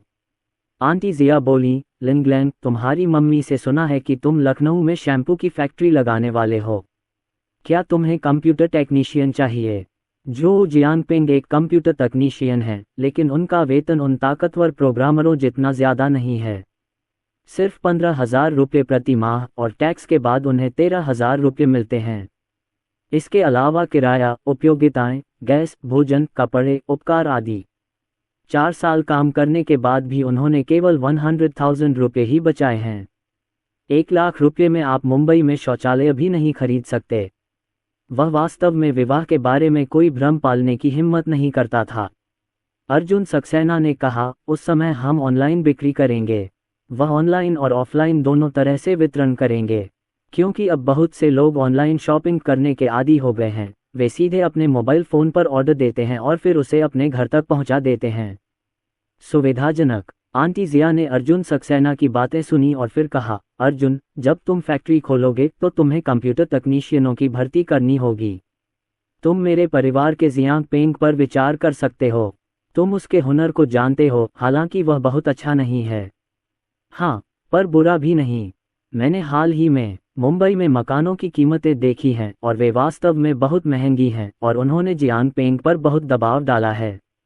यदि जियांग पेंग विकास के लिए अपने गृहनगर वापस चले जाएं, तो उनकी शादी, बच्चे पैदा करना, घर खरीदना और कार खरीदना 30 वर्ष की आयु से पहले ही पूरा हो सकता है। वह अपने बेटे पर पड़ने वाले दबाव को भी जानती है। चूंकि बड़े शहर का खड़ा होना मुश्किल होता है, इसलिए वह विकास के लिए किसी छोटे से शहर में वापस चली जाएगी और ज़्यादा आराम और संतुष्टि से ज़िंदगी जी सकेगी। मैं जिस घर में रहता हूँ वह भी बहुत बड़ा है और मुझे रोज़ बस में ठूस ठूस कर सफ़र नहीं करना पड़ता। मैं 1 लाख रुपये से ज़्यादा का स्कूटर खरीद सकता हूँ और अपनी पत्नी और बच्चों के साथ एक बुजुर्ग की तरह काम से आने जाने का सफ़र तय कर सकता हूँ। हालांकि वह अपने बेटे जैकी चैन के लिए भी उम्मीद रखती हैं, लेकिन वह जानती हैं कि उनके बेटे जैकी चैन की उम्मीद बहुत कम है, बिना अर्जुन सक्सेना की उत्कृष्ट उपस्थिति के, न ही अर्जुन सक्सेना की प्रतिभाशाली शिल्प कौशल के। इसलिए जब उनके बेटे ने कहा कि वह अपने जीवन में मुंबई में घर खरीदने का जोखिम नहीं उठा सकती, तो उन्होंने उस समय अर्जुन सक्सेना से फैक्ट्री में भर्ती के बारे में पूछा। अर्जुन सक्सेना ने जो जियांगपेंग की ओर देखा। जो जियांगपेंग ने थोड़ा सा मुंह बनाया। वह वास्तव में बड़े शहर में कड़ी मेहनत करना चाहता था। इतनी जल्दी घर जाने को तैयार नहीं हूँ। अर्जुन सक्सेना ने जो जियांगपेंग के विचार समझे और मुस्कुराते हुए आंटी जिया से कहा, यह मामला अभी तय नहीं हुआ है और जब कारखाना स्थापित हो जाएगा तब हम इस पर बात करेंगे। उस समय मैं कार्मिक प्रबंधन अपने माता पिता पर छोड़ दूंगा। आंटी, आप मेरे माता पिता से बात कर सकती हैं। जो जियांगपेंग ने कृतज्ञतापूर्वक अर्जुन सक्सेना की ओर देखा, अन्यथा उसे घर जाकर नौकरी करने के बारे में अपनी माँ से फिर झगड़ा करना पड़ेगा। आंटी जिया मुस्कुराए और हाँ कहा। थोड़ी देर बातचीत करने के बाद आंटी जिया ने समय देखा और कहा कि कार जल्द ही आ रही है और उसे सुरक्षा जांच से गुजरना होगा। इस समय अनीता सक्सेना अपने 3 छोटे पोते पोतियों के साथ खेल रही थीं और जब उन्होंने आंटी जिया की बातें सुनी तो उनकी आंखें अनिच्छा से भर आईं। अनन्या शर्मा ने तीनों बच्चों से एक एक करके अनीता सक्सेना को चूमने को कहा। चलो दादी को चूमते हैं और अगली बार जब हम मिलेंगे तो हमारे आरव, आन्या और रिया को दादी कहलाना आ जाएगा, है ना? हाँ, आरव ने अपनी छोटी मुट्ठी हिलाई। आन्या को जैसे पता चल गया था कि अब बिछड़ने का समय हो गया है और उसकी आंखें थोड़ी लाल हो गई थीं। अनीता सक्सेना को चूमने के बाद वह पलटी और अनन्या शर्मा की बाहों में समा गई, फिर मुंह फेरकर अनिच्छुक भाव से अनीता सक्सेना को देखा। ये देखकर कि मां को यहां से चले जाने से नफरत है। हालांकि अभी भी जाना है। जब केशिन ने अपनी दादी को जाते देखा तो वह तुरंत रो पड़ी। ऐसा लगता है कि वह छोटा लड़का अपनी दादी को छोड़ने के लिए अनिच्छुक है जो उससे प्यार करती है। अनीता सक्सेना की आंखें भी लाल थीं। केजिन, रो मत, जल्दी ही दादी से मिलोगी। क्योंकि समय बीत रहा था, अनीता सक्सेना को अपने दिल को संभालना पड़ा। मुनी और आंटी जिया के साथ हाई स्पीड रेलवे स्टेशन के टिकट गेट में प्रवेश किया। जो लोग विदा लेते हैं उन्हें केवल यहीं भेजा जा सकता है। अर्जुन सक्सेना ने केशिन को सांत्वना दी, उसकी पीठ थपथपाए और कहा कि जब मध्य शरद ऋतु महोत्सव आएगा तब हम दादी से मिल सकेंगे। लेकिन उस छोटे लड़के को ये बिल्कुल भी नहीं पता था कि मध्य शरद उत्सव क्या होता है, इसलिए वह झुक गया और आंखों में आंसू भरकर अनीता सक्सेना की ओर रोने लगा। अनीता सक्सेना ने भी यह सुना, लेकिन उन्हें डर था कि जैसे ही वह पीछे मुड़ेंगी वह जाने से हिचकिचाएगी, इसलिए वह कठोर मन से ही अंदर चली गईं। हाई स्पीड रेलवे स्टेशन पर पहुंचने पर अनीता सक्सेना कहीं नजर नहीं आईं। केशिन और भी जोर से रोने लगी, आरव भी रोने लगा और यूटोन भी रोने लगा। तीनों छोटे बच्चे एक साथ रोए।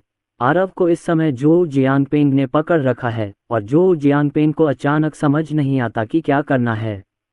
अपनी उम्र में माता पिता को स्टेशन भेजते समय एक प्रकार की राहत भरी अनुभूति होती है कि आखिरकार उन्हें भेज दिया गया है। बिछड़ने का ऐसा दुख नहीं होगा, लेकिन इस वक्त तीनों नन्हे मुन्ने बच्चों को यूं रोता देख उसे भी बिछड़ने का गम हो रहा था। उसे याद आया जब बचपन में पहली बार वो स्कूल में रहने गया था। वो स्कूल में रहने को तैयार नहीं था और अपने माता पिता के पास वापस जाना चाहता था। अचानक उसे ख्याल आया कि अभी अभी तो उसने देखा कि उसकी कनपटियां सफ़ेद हो रही हैं। अरे बूढ़ा, मुझे याद आया कि अभी अभी टिकट गेट पर सामान रखने के बाद मैंने अपनी बूढ़ी कमर रगड़ी थी। धिक्कार है, मैं सचमुच बूढ़ा हो गया हूँ। बहुत भावुक आरव को मनाते हुए वह खुद को भी मना रहा था। मैं बहुत ही अनाड़ी लगता हूँ। ग्रेजुएशन के बाद 4 साल से मुंबई में काम कर रहा हूँ। मैं सिर्फ भारतीय नववर्ष पर ही घर जाता हूँ और शायद ही कभी वापस जाता हूँ। पिछले 4 वर्षों में उसके माता पिता धीरे धीरे बूढ़े हो गए हैं।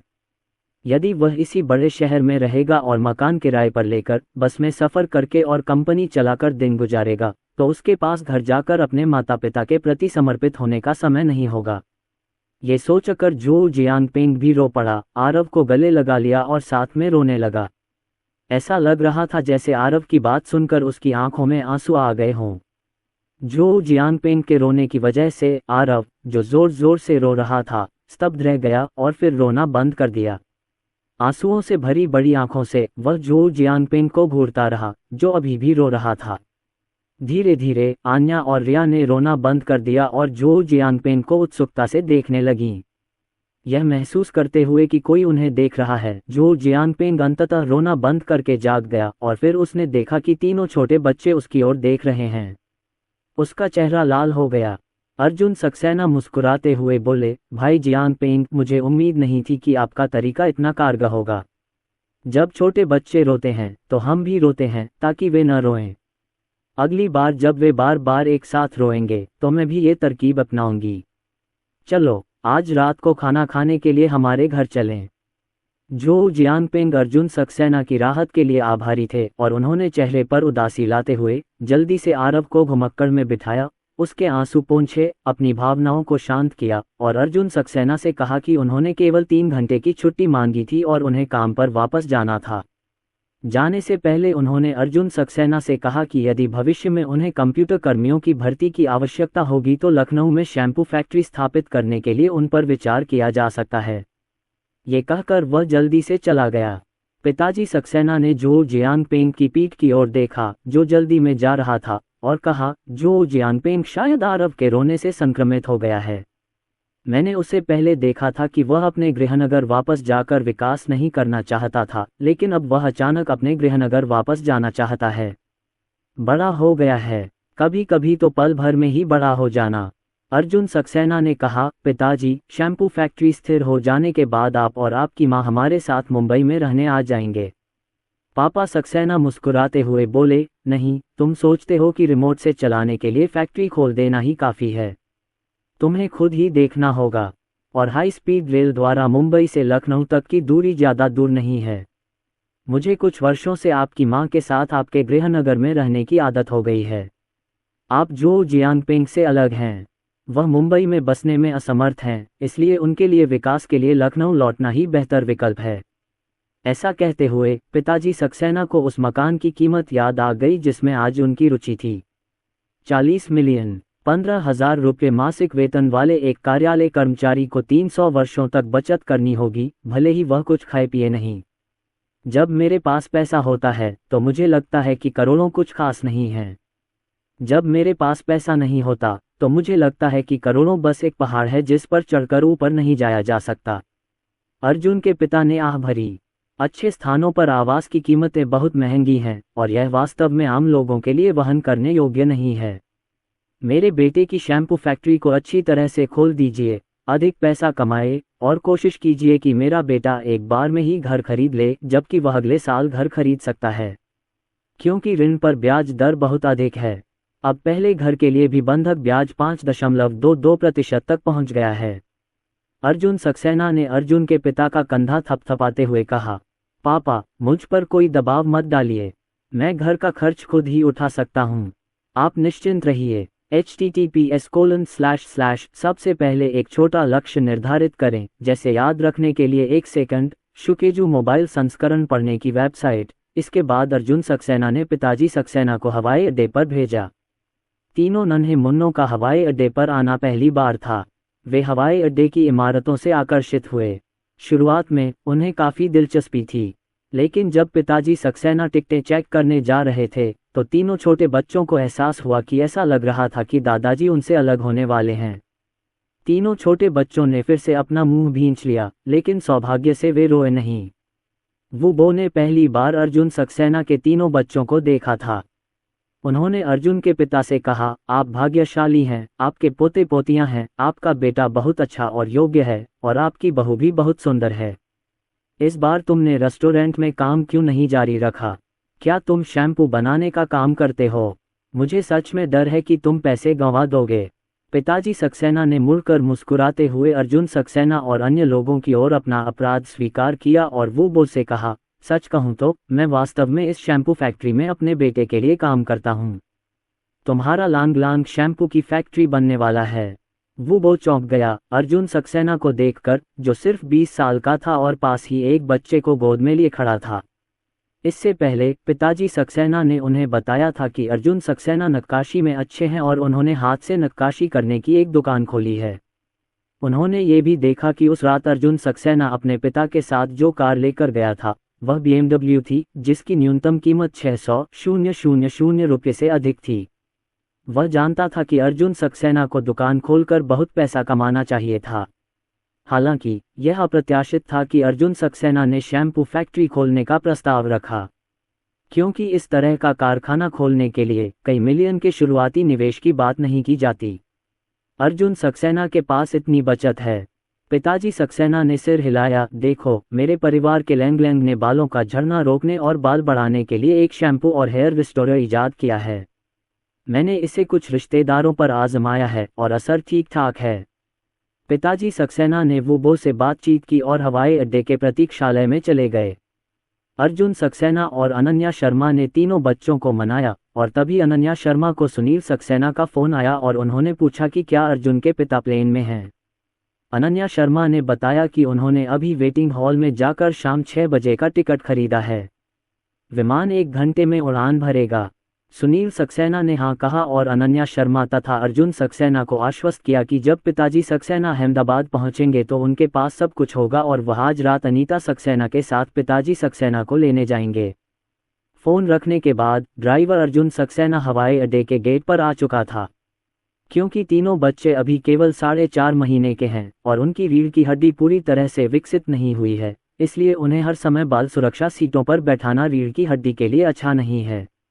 अब घर जा रहे थे। घर पर सिर्फ 2 ही वयस्क थे, वह और अनन्या शर्मा, इसलिए उन्होंने ड्राइवर से गाड़ी चलाने को कहा। उन्होंने और अनन्या शर्मा ने बारी बारी से तीनों नन्हे मुन्नों को गले लगाया ताकि उन्हें सेफ्टी सीट पर कम समय बिताना पड़े। जब मैं घर पहुंचा तो शाम के ठीक 6 बजे थे। छोटे बच्चे आज घूमने गए थे और इतने थक गए थे कि घर लौटते समय चुपचाप सो गए। घर वापस आकर दोनों ने छोटे बच्चों को कमरे में बिस्तर पर लिटाया, उनके डायपर की जांच की और पाया कि बड़े बच्चे उभरे हुए थे। दोनों ने तीनों छोटे बच्चों के डायपर धीरे से बदले, फिर उन्हें उनके सिर पर तकिए पर लिटा दिया और उन्हें एक छोटी रजाई से ढक दिया।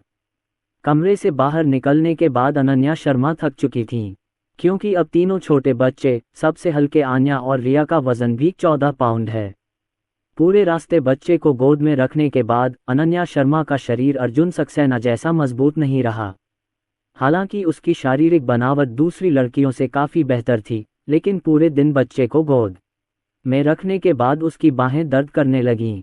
अर्जुन सक्सेना ठीक थे। अनन्या शर्मा की बाह सहलाते हुए उन्होंने अनन्या शर्मा से पूछा कि आज रात वह क्या खाना चाहेंगे।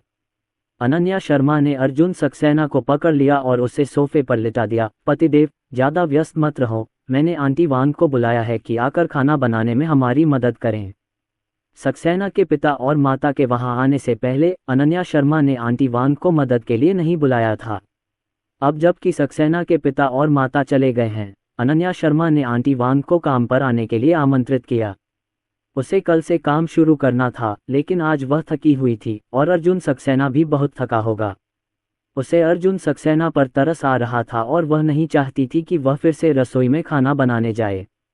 इसलिए जब अर्जुन सक्सेना आरव को ऊपर ले गया और वह नीचे अर्जुन सक्सेना का इंतजार कर रही थी, तो उसने आंटी वांग को बुलाया और आज काम शुरू कर दिया।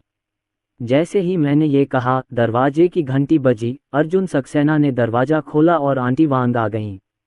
अनन्या शर्मा ने आंटी वांग से फ्रिज में बर्तन रखने और खाना बनाने को कहा। चाची वांग ने अनन्या शर्मा और अर्जुन सक्सेना की देखभाल की और उनकी पसंद को जानते हुए वह रसोई में चली गईं और काम में जुट गईं। अर्जुन सक्सेना भी रसोई में नहीं गए और अनन्या शर्मा के साथ सोफे पर लेटकर आराम करने लगे तथा बातें करने लगे। अनन्या शर्मा ने अर्जुन सक्सेना को नीचे वाले मकान के बारे में बताया और अर्जुन सक्सेना के लिए एक कमरे की व्यवस्था करने की योजना बनाई, जिसका उपयोग वह कार्यशाला के रूप में कर सकें ताकि अर्जुन सक्सेना को नक्काशी करने के लिए दुकान पर न जाना पड़े। अर्जुन सक्सेना ने इस बात पर सहमति जताई, क्योंकि अगर आप घर पर नक्काशी करेंगे तो धूल उड़ेगी, जिससे बच्चे की सांस लेने की क्षमता प्रभावित होगी। यदि आप दुकान पर जाएं तो वह थोड़ी दूर है। यदि आप नीचे नक्काशी कर रहे हैं, यदि आप आराम करना चाहते हैं और बच्चे को देखना चाहते हैं, तो आप ऊपर जा सकते हैं। बातें करते करते अनन्या शर्मा का मोबाइल बज उठा और उसकी रूममेट्स ने उसे मैसेज भेजकर पूछा कि क्या वह कल स्कूल रिपोर्ट करने आएगी। वे सभी आज स्कूल के छात्रावास में पहुंच गई हैं। अनन्या शर्मा, चलो, मैं पहले ही जोंगहाई में लौट आई हूँ। प्रिया मेहता, वाह अनन्या, क्या हम तुम्हारे बच्चों को देखने तुम्हारे घर आ सकते हैं? मैंने उन्हें 2 महीने से नहीं देखा, पर मुझे उनकी बहुत याद आती है। मैं तो उनके लिए अपने शहर से तोहफे भी लाई हूँ। रिया मेहता, मुझे भी। मुझे प्यारे छोटे बच्चों की बहुत याद आती है। सिमरन रेड्डी, क्या आपको बच्चा चाहिए या अनन्या के मिस्टर सक्सेना के हाथ का खाना? प्रिया मेहता, सिमरन रेड्डी, इतनी सीधी सादी मत बनो। बिल्कुल, तुम खाना चाहती हो। अनन्या के परिवार के मिस्टर सक्सेना के हाथ का खाना वाकई लाजवाब है। मुझे इसे खाए 3 महीने हो गए हैं। जब मैं उठती हूँ तब भी मुझे खाने का मन करता है। रिया मेहता, कृपया बात करना बंद करें, मेरी लार टपक रही है। बहनों, मेरा वजन कम हो रहा है। समूह में हंसी गूंज उठी। सिमरन रेड्डी, अनन्या, जब तुम फ्री हो तो चलो तुम्हारे घर खेलने चलें। अनन्या शर्मा ने सिर उठाकर अर्जुन सक्सेना को बताया कि रूममेट्स बच्चों को देखने घर आना चाहती हैं। अर्जुन सक्सेना ने समझाया कि रात में ठीक रहेगा। अनन्या शर्मा, कल मैं स्कूल रिपोर्ट करने आऊंगी। रिपोर्ट के बाद तुम सब मेरे घर साथ खेलने आ सकते हो। तीनों रूममेट्स ने ट्वीट करके जानकारी प्राप्त की और कल के दिन का इंतजार करने लगे। बेशक वे ये भी देखना चाहते हैं कि अनन्या शर्मा के तीनों बच्चे 2 महीने में कितने बड़े हो जाएंगे। क्योंकि वे बहुत प्यारे हैं, वे सभी एक बच्चा चाहते हैं। अर्जुन सक्सेना को भी अपने रूममेट से एक संदेश मिला और उससे पूछा गया कि क्या वह जोंगहाई गया था, क्योंकि अर्जुन सक्सेना और अन्य लोग 3 तारीख को ही रिपोर्ट किए थे और उसके रूममेट्स अभी तक जोंगहाई नहीं पहुंचे थे। यदि संभव हो तो बाद में स्कूल वापस जाएं। आखिरकार आप घर पर अच्छा खा सकते हैं, अच्छी नींद ले सकते हैं और कंबल के नीचे छिपकर खेल सकते हैं। दिन ठंडे हैं, स्कूल के दिन इतने मज़ेदार नहीं होते।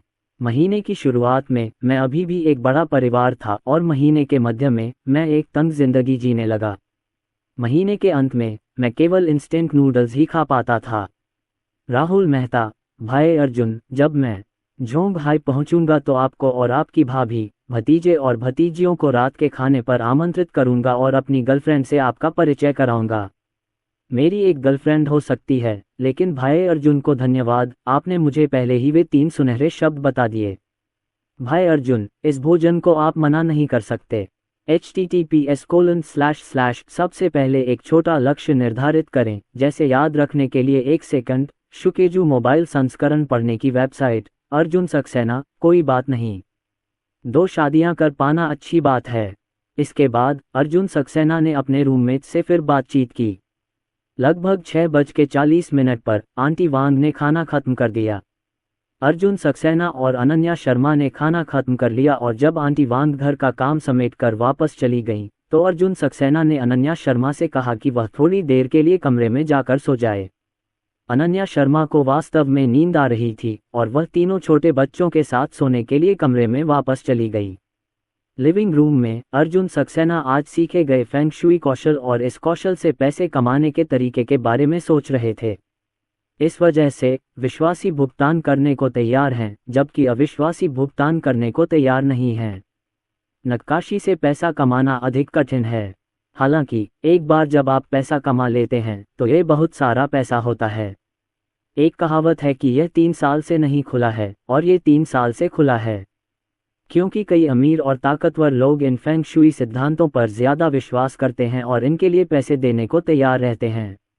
हालांकि वे आमतौर पर प्रसिद्ध गुरुओं को ही चुनते हैं। मैं ऐसे अपरिचित फेंग शुई गुरुओं की तलाश नहीं करूंगा जो कि कोमल बुद्धि वाले भी हों।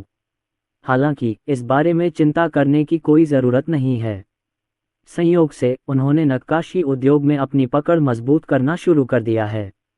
दरअसल नक्काशी उद्योग और फेंग शुई उद्योग के कई ग्राहक एक दूसरे से जुड़े हुए हैं, क्योंकि जिन लोगों के पास उनके द्वारा बनाई गई नक्काशी को खरीदने के लिए करोड़ों रुपये देने के लिए पैसे हैं, वे सभी अमीर लोग हैं, क्योंकि अब उनके द्वारा बनाई गई चीज़ों को संग्रह नहीं माना जाता है, क्योंकि वह अभी तक मरा नहीं है। डिंग डिंग, अर्जुन सक्सेना का मोबाइल बज उठा। ये लियांग गुआंगलाई का फ़ोन था। अर्जुन सक्सेना ने इसे उठाया। मास्टर किन, क्या आप अब जोंगहाई पहुंच गए हैं? लियांग गुआंगलाई ने फ़ोन पर मुस्कुराते हुए पूछा। कुछ दिन हो गए हैं। बिल्कुल सही, मैं आज रात एक बिजनेस ट्रिप पर जोंगहाई गया था। क्या कल दोपहर में आपके साथ खाना खाने का समय हो सकता है? कहाँ खाना खाऊंगी? अनन्या शर्मा कल दोपहर स्कूल ये बताने गई थी कि उसकी रूममेट शाम को उनके घर खाना खाने आ रही हैं। दोपहर के भोजन के लिए बाहर जाएं, ये ठीक है, लेकिन ये बहुत दूर नहीं हो सकता। लियांग गुआंगलाई ने अर्जुन सक्सेना की बातें सुनी तो तुरंत बोले, ये जुडुओक्वान में तुम्हारे स्कूल से ज़्यादा दूर नहीं है। अगर तुम गाड़ी से जाओ तो बस 10 मिनट लगेंगे। लियांग गुआंगलाई को पता था कि अर्जुन सक्सेना 3 बच्चों को लेकर जा रहा है और वह अपनी पढ़ाई और उसके लिए मूर्तियां बनाने के काम में व्यस्त था। वह बहुत व्यस्त था, इसलिए उसने जानबूझकर एक अच्छी जगह चुनी जो अर्जुन सक्सेना के स्कूल से ज़्यादा दूर न हो। यदि उन्हें यह नहीं पता होता कि अर्जुन सक्सेना कहाँ रहते हैं, तो वह निश्चित रूप से अर्जुन सक्सेना के निवास स्थान के सबसे नज़दीक स्थित स्वादिष्ट रेस्तरां को चुनते। लेकिन उन्होंने सोचा कि अर्जुन सक्सेना का घर स्कूल से ज़्यादा दूर नहीं होना चाहिए, क्योंकि स्कूल आना जाना सुविधाजनक है। अर्जुन सक्सेना को जुडुक्वान का स्थान पता था और घर से गाड़ी चलाकर वहां पहुंचने में 8 मिनट लगते थे। ठीक है, अर्जुन सक्सेना ने कहा। जब लियांग गुआंगलाई ने अर्जुन सक्सेना की सहमति देखी तो वह हंसते हुए बोला, ठीक है, कल दोपहर 12 बजे का समय निर्धारित है, तब मैं मास्टर किन का इंतजार करूंगा।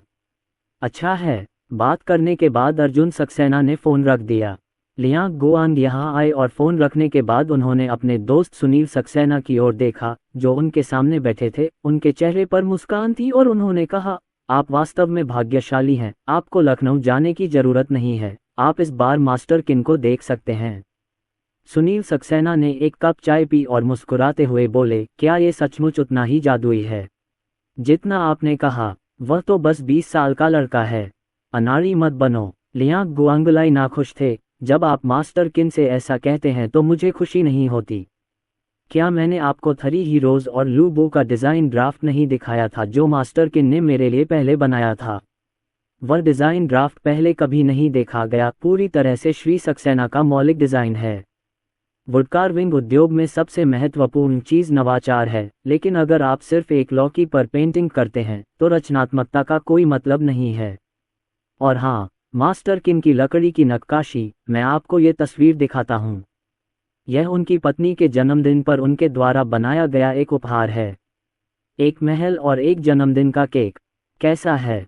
सूक्ष्म है ना? मैं देखने गया और पाया कि इन दोनों कृतियों की शैलियाँ पहले कभी नहीं देखी गईं।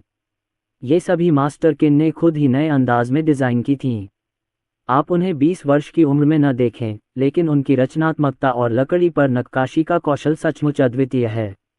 मैं भी तुम्हें अपना दोस्त मानता हूँ, इसलिए मैं तुम्हें कल मास्टर किन से मिलने ले जा रहा हूँ। अगर तुमने फिर से मास्टर किन के बारे में कुछ बुरा कहा तो मैं तुम्हें कल नहीं ले जाऊँगा। मैं आपके कारण मास्टर किन की उपेक्षा नहीं करना चाहता। इतना अच्छा लकड़ी पर नक्काशी करने वाला मास्टर मिलना सचमुच कठिन है। यह उन नकली मालिकों से कहीं बेहतर है जो अपना नाम खुद बनाते हैं। सुनील सक्सेना ने अचंभित होकर कहा, ठीक है, ठीक है, जैसे ही आप अपने स्वामी किन की खूबियों के बारे में बात करते हैं, आप बोलते जाते हैं, उनसे एक दो शब्द कहते हैं और ऐसा लगता है कि आप मुझसे संबंध तोड़ना चाहते हैं। चेंग, मुझे यकीन है कि मैं उसके बारे में बुरा नहीं कहूँगा।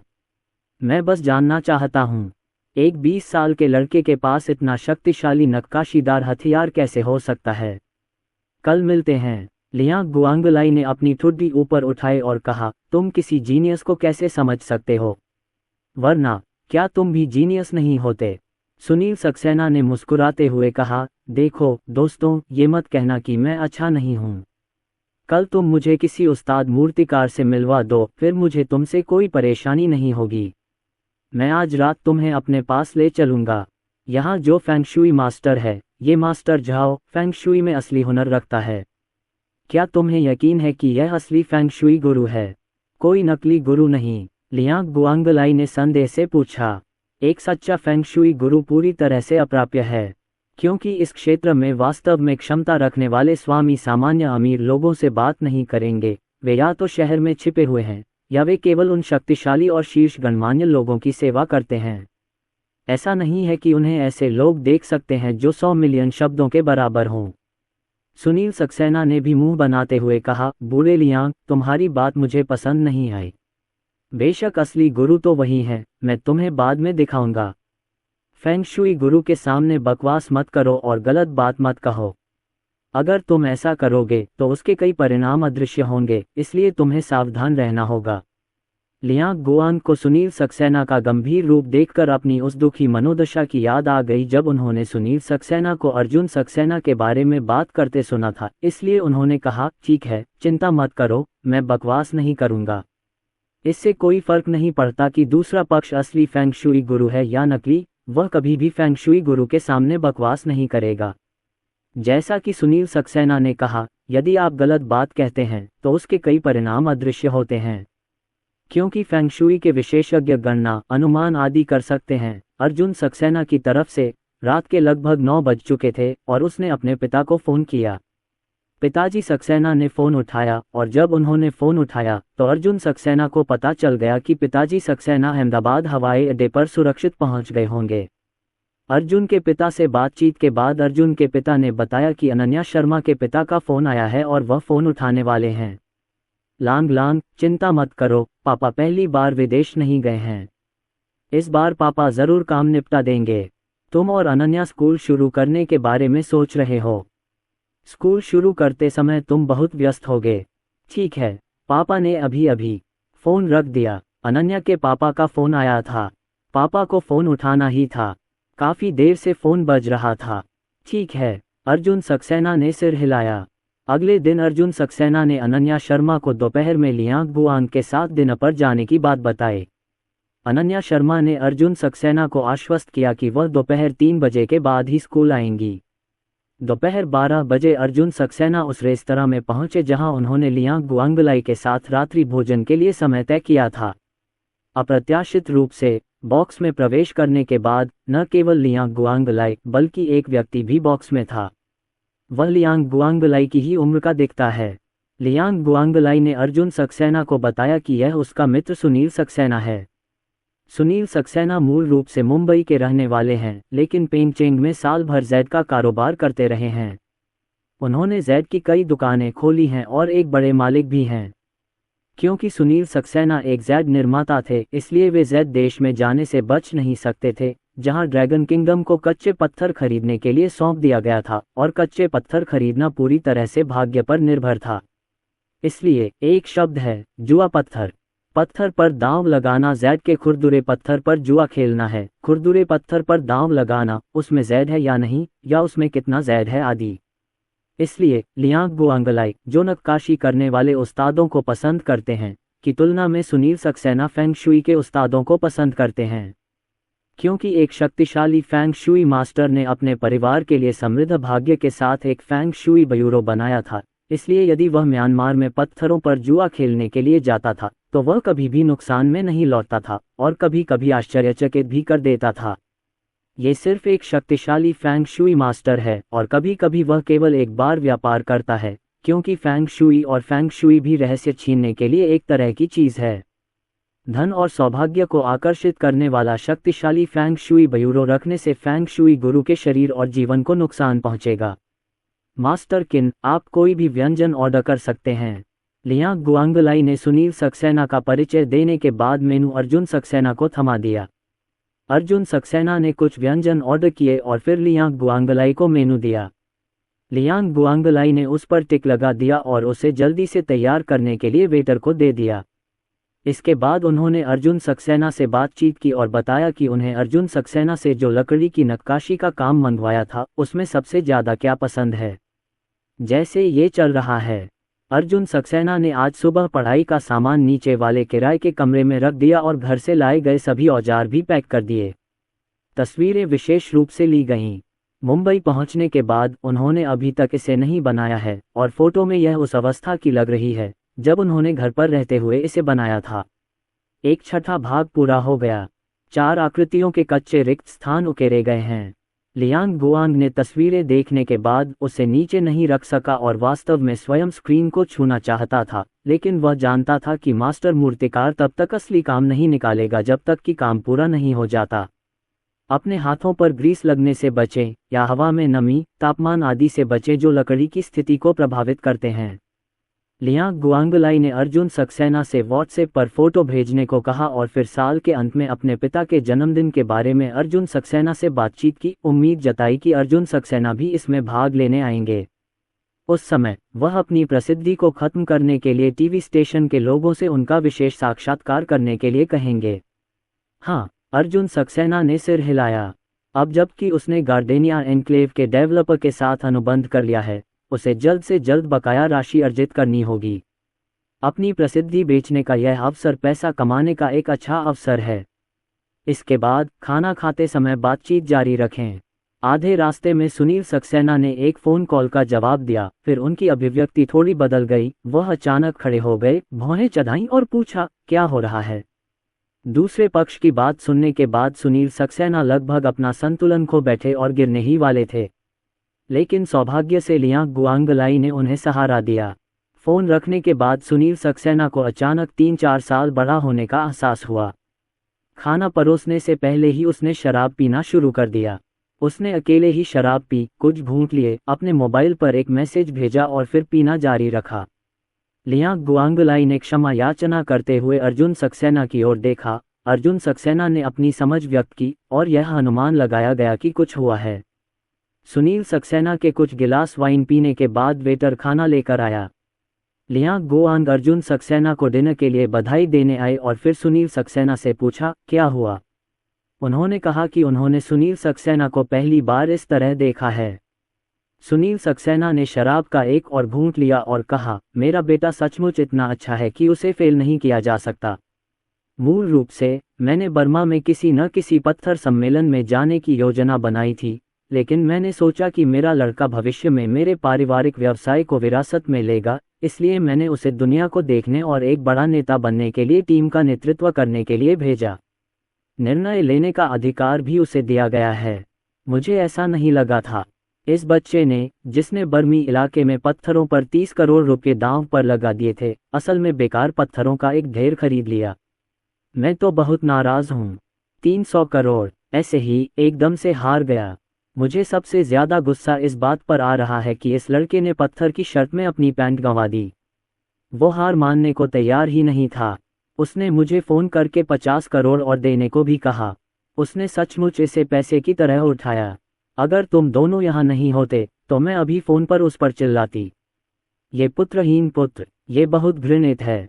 सुनील सक्सेना लियांग गुआंगलाई से बड़े हैं, जो इस वर्ष 53 वर्ष के हैं, तथा उनका बेटा 30 वर्ष का है। शुरू में उन्होंने सोचा था कि उनका बेटा शी लिनमिंग 30 साल का हो गया है। उसे परिपक्व और स्थिर हो जाना चाहिए था और परिवार का बोझ उठा लेना चाहिए था, लेकिन उन्होंने इसकी उम्मीद नहीं की थी। क्या पकवान है, उससे बहुत निराश हूँ। लियांग गुआंगलाई ने आश्चर्य से पूछा, लाओ शे, क्या आपका मतलब आपके परिवार के लिन मिंग से है। हाँ, लेकिन क्या आपका लिन मिंग पहले अच्छा नहीं था। मुझे लगता है कि वह काफ़ी स्थिर है और उसने कॉलेज से स्नातक होने के बाद भी आपकी कंपनी में काम किया है। आपने उसे ज़मीनी स्तर पर काम करने के लिए कहा था। वह तैयार भी है और ज़मीन से जुड़ा हुआ भी है। हाँ, धीरे धीरे मैंने महाप्रबंधक का पद संभाला, लियांग गुआंगलाई ने आश्चर्य से कहा। उनकी राय में सुनील सक्सेना के बेटे शी लिनमिंग पहले से ही बहुत अच्छे हैं, कम से कम दूसरी पीढ़ी के कई अमीरों से तो बेहतर ही हैं। अब सुनील सक्सेना उनसे इतने निराश क्यों हैं? इसके अलावा उन्होंने ये भी महसूस किया कि शी लिनमिंग बहुत जुआ खेल रही थी। जुआ पत्थर, ये वास्तव में एक चाकू गरीब, एक चाकू अमीर और एक चाकू टाट के माध्यम से है। लेकिन सुनील सक्सेना शी लिनमिंग को पत्थरों पर जुआ खेलने के लिए म्यांमार इलाके में भी ले गए। सब कुछ ठीक था और कोई लत भी नहीं थी। अब तुम इतने आदी क्यों हो गए हो? 300 मिलियन हारना पर्याप्त नहीं है, मुझे 500 मिलियन के साथ जुआ खेलना जारी रखना होगा। ये बात उसे आश्चर्यचकित कर गई। सुनील सक्सेना ने आह भरते हुए शिकायत की, अरे, मैं पहले तो ये कहना नहीं चाहता था, लेकिन अब अगर मैं यह नहीं कहूँगा तो मैं उड़ जाऊँगा। जियोकिन को एक मजाक देखने दो। मूल रूप से आज का अच्छा टेबल भोजन, मुझे इसे ठीक करने दें। सुनील सक्सेना ने क्षमा याचना करते हुए अर्जुन सक्सेना की ओर देखा। अर्जुन सक्सेना ने कहा, इससे कोई फर्क नहीं पड़ता, हर परिवार में एक ऐसा धर्मग्रंथ होता है जिसे पढ़ना कठिन होता है। और सच कहा जाए तो वह इन अरबपतियों के पारिवारिक मामलों के बारे में काफ़ी गपशप करते रहते हैं। ये भी जानना चाहते हैं कि एक व्यक्ति इतना क्यों बदल सकता है। आम लोगों की तरह ही लोग भी सेलिब्रिटीज की गॉसिप सुनना पसंद करते हैं। सुनील सक्सेना ने लियांग गुआंगलाई और अर्जुन सक्सेना को अपने बेटे के बारे में बताया। ये पहले भी अच्छा हुआ करता था और यह एक आदर्श उत्तराधिकारी है। हालांकि जब से उनके बेटे ने आधे साल पहले एक प्रेमिका के बारे में बात करना शुरू किया, तब से उनका बेटा धीरे धीरे बदल गया है। उसे काम से कोई लगाव नहीं रहा और वह दिन भर अपनी प्रेमिका के साथ बैठकर पैसे कमाता रहता था। जब उसकी प्रेमिका उसे बुलाती तो उसका बेटा चल रही उच्च स्तरीय बैठक से सीधे निकल जाता, और जब प्रेमिका के परिवार के साथ कुछ गलत होता है तो उसका बेटा सभी प्रकार की मदद करता है। और बचाव और पीड़ा के बोधिसत्व ने कहा कि यह उसका बेटा है, और उसकी गर्लफ्रेंड को उसके बेटे का दूसरी लड़कियों से रिश्ता पसंद नहीं था, इसलिए उसके बेटे ने अपने आसपास की सभी सेक्रेटरी और असिस्टेंट की जगह पुरुषों को रख लिया, और कंपनी की महिला कर्मचारियों से भी कहा कि वे सेक्सी हिप स्कर्ट न पहने, सभी पश्चिमी कपड़े पहनती हैं, पैंट और ऊंची एड़ी के जूते पहनने की इजाज़त नहीं है, लेकिन दौड़ने के जूते पहनने की इजाज़त है। उसकी प्रेमिका जो भी चाहती है, चाहे पैसे कितने भी हों, उसका बेटा बिना पलक झपकाए उसे खरीद लेता है। उसे संदेह था कि यदि वह महिला आकाश में चांद भी चाहेगी तो उसका बेटा उसे उठाने में उसकी मदद करेगा। वह और उसकी पत्नी अपने बेटे की इस प्रेमिका से शादी से सहमत नहीं थे और उनके बेटे ने उन्हें धमकी दी। वह अपनी प्रेमिका से अलग होने के बजाय उन दोनों को नहीं चाहता था। फिर वह गुस्से में घर छोड़कर उस महिला के साथ रहने लगा। ऐसा लगता है जैसे वह और उसकी पत्नी बुरे ससुराल वाले बन गए हैं जो एक दूसरे से लड़ते रहते हैं। आधे वर्ष के अंत में 182 दिन, 180 दिन इस महिला के इर्द गिर्द घूम रहे हैं और 2 दिन इस महिला के इर्द गिर्द घूम रहे हैं। कंपनी को इसकी बिल्कुल परवाह नहीं है।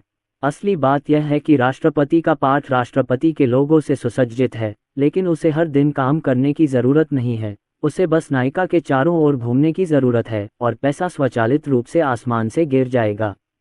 इस बार उसने अनुमान लगाया कि जुए में पत्थर लगाने और पैसे हारने का मामला उस महिला से जुड़ा हुआ है। सुनील सक्सेना की बात खत्म होने के बाद उन्होंने शराब का एक और घूंट लिया और शिकायत करते हुए बोले, अरे, मुझे नहीं पता कि मैंने पिछले जन्म में क्या किया था, लेकिन मेरा बेटा एक महिला गुलाम बन गया। घर पर उसकी माँ उसे कुछ भी करने नहीं देती थी। उस औरत के साथ रहने के बाद उसने कपड़े धोने, खाना बनाने, फर्श पोंछने का काम किया और उस औरत की पैंटियां भी धोईं। क्या आप जानते हैं कि जब मैं वह दृश्य देखूंगा तो मेरा सिर कैसे फट जाएगा? और वो औरत लिविंग रूम में किसी राजकुमारी की तरह बैठी है, टांगे क्रॉस करके, स्ट्रॉबेरी के टुकड़े खाते हुए टीवी देख रही है। स्ट्रॉबेरी बट मेरे बेटे के खाने के लिए है। मुझे तो ये भी नहीं पता कि मैं खुद कुत्तों को चाटने वाली क्यों नहीं हूँ, लेकिन मैंने एक बेटे को जन्म दिया है जिसे कुत्तों को चाटने का राजा कहा जा सकता है। सुनील सक्सेना की शिकायतें सुनने के बाद लियांग गुआंगलाई ने आह भरी। उन्होंने कभी नहीं सोचा था कि आत्मविश्वास से भरपूर और खुशमिजाज शी लिनमिंग, जो प्रयास आधे साल से नहीं देखा गया, उसका ये हाल हो गया। उसने पूछा, लाओ शी, क्या वह लड़की इतनी सुंदर नहीं है? उसका फिगर भी अच्छा है, इस हद तक कि उसे प्रतिस्थापित नहीं किया जा सकता। अन्यथा सफलता की राह पर चल रही एक समृद्ध दूसरी पीढ़ी इस स्तर को कैसे प्राप्त कर सकती है? क्योंकि असली अमीर दूसरी पीढ़ी के लोग बचपन से ही तरह तरह की उच्च शिक्षाएं प्राप्त कर चुके होते हैं और बचपन से ही अपनी उम्र के बच्चों के साथ खेले भी होते हैं, इसलिए वे 99% उन बेवकूफ़ों जैसे नहीं होंगे जो किसी औरत को पसंद करते हैं। समय उस औरत के इर्द गिर्द घूमता है। वे गहराई से जानते हैं कि केवल तभी जब वे अमीर और शक्तिशाली होंगे, महिलाएं उनसे जुड़ेंगी और उन्हें धोखा नहीं देंगी। संक्षेप में, वे बहुत स्पष्टवादी हैं और जानते हैं कि वे क्या चाहते हैं। एक महिला के लिए अपने लक्ष्य बदलना आसान नहीं है। इसके अलावा अमीर दूसरी पीढ़ी के पास कभी भी सुंदर लड़कियों की कमी नहीं रही है। महिला के रूप रंग के बारे में बात करते हुए सुनील सक्सेना ने फिर से शराब का एक बड़ा गिलास पिया, फिर चुपचाप अपना मोबाइल फ़ोन निकाला, एक तस्वीर क्लिक की और उसे लियांग गुआंगलाई और अर्जुन सक्सेना को दिखाया। लियांग गुआंग दंग रह गया। अर्जुन सक्सेना ने कुछ नहीं कहा। सुनील सक्सेना ने कहा, अगर वो सचमुच परी जैसा दिखता है और उसे ये इतना पसंद है तो मैं उसे पहचान लूँगा। आखिरकार पैदा होने वाले पोते पोतियाँ भी तो अच्छे ही होंगे। हालांकि प्लास्टिक सर्जरी के बाद इस डरावने चेहरे की मैं तारीफ नहीं कर सकती। आधी रात को जब मैं इसे देखूंगी तो डर के मारे जाग जाऊंगी, क्योंकि फोटो में दिख रही लड़की ने बाबी डॉल की तरह प्लास्टिक सर्जरी करवाई है, लेकिन वह बाबी डॉल जितनी प्यारी नहीं है। इसके विपरीत बाबी का लाइव एक्शन संस्करण भयानक दिखता है। आंखें बहुत बड़ी हैं, पलकें बहुत घुमावदार हैं, चेहरा विशेष रूप से नुकीला है और सिर छोटा है। ये वास्तव में ऐसा है कि तस्वीरें देखकर बच्चे रो पड़ें।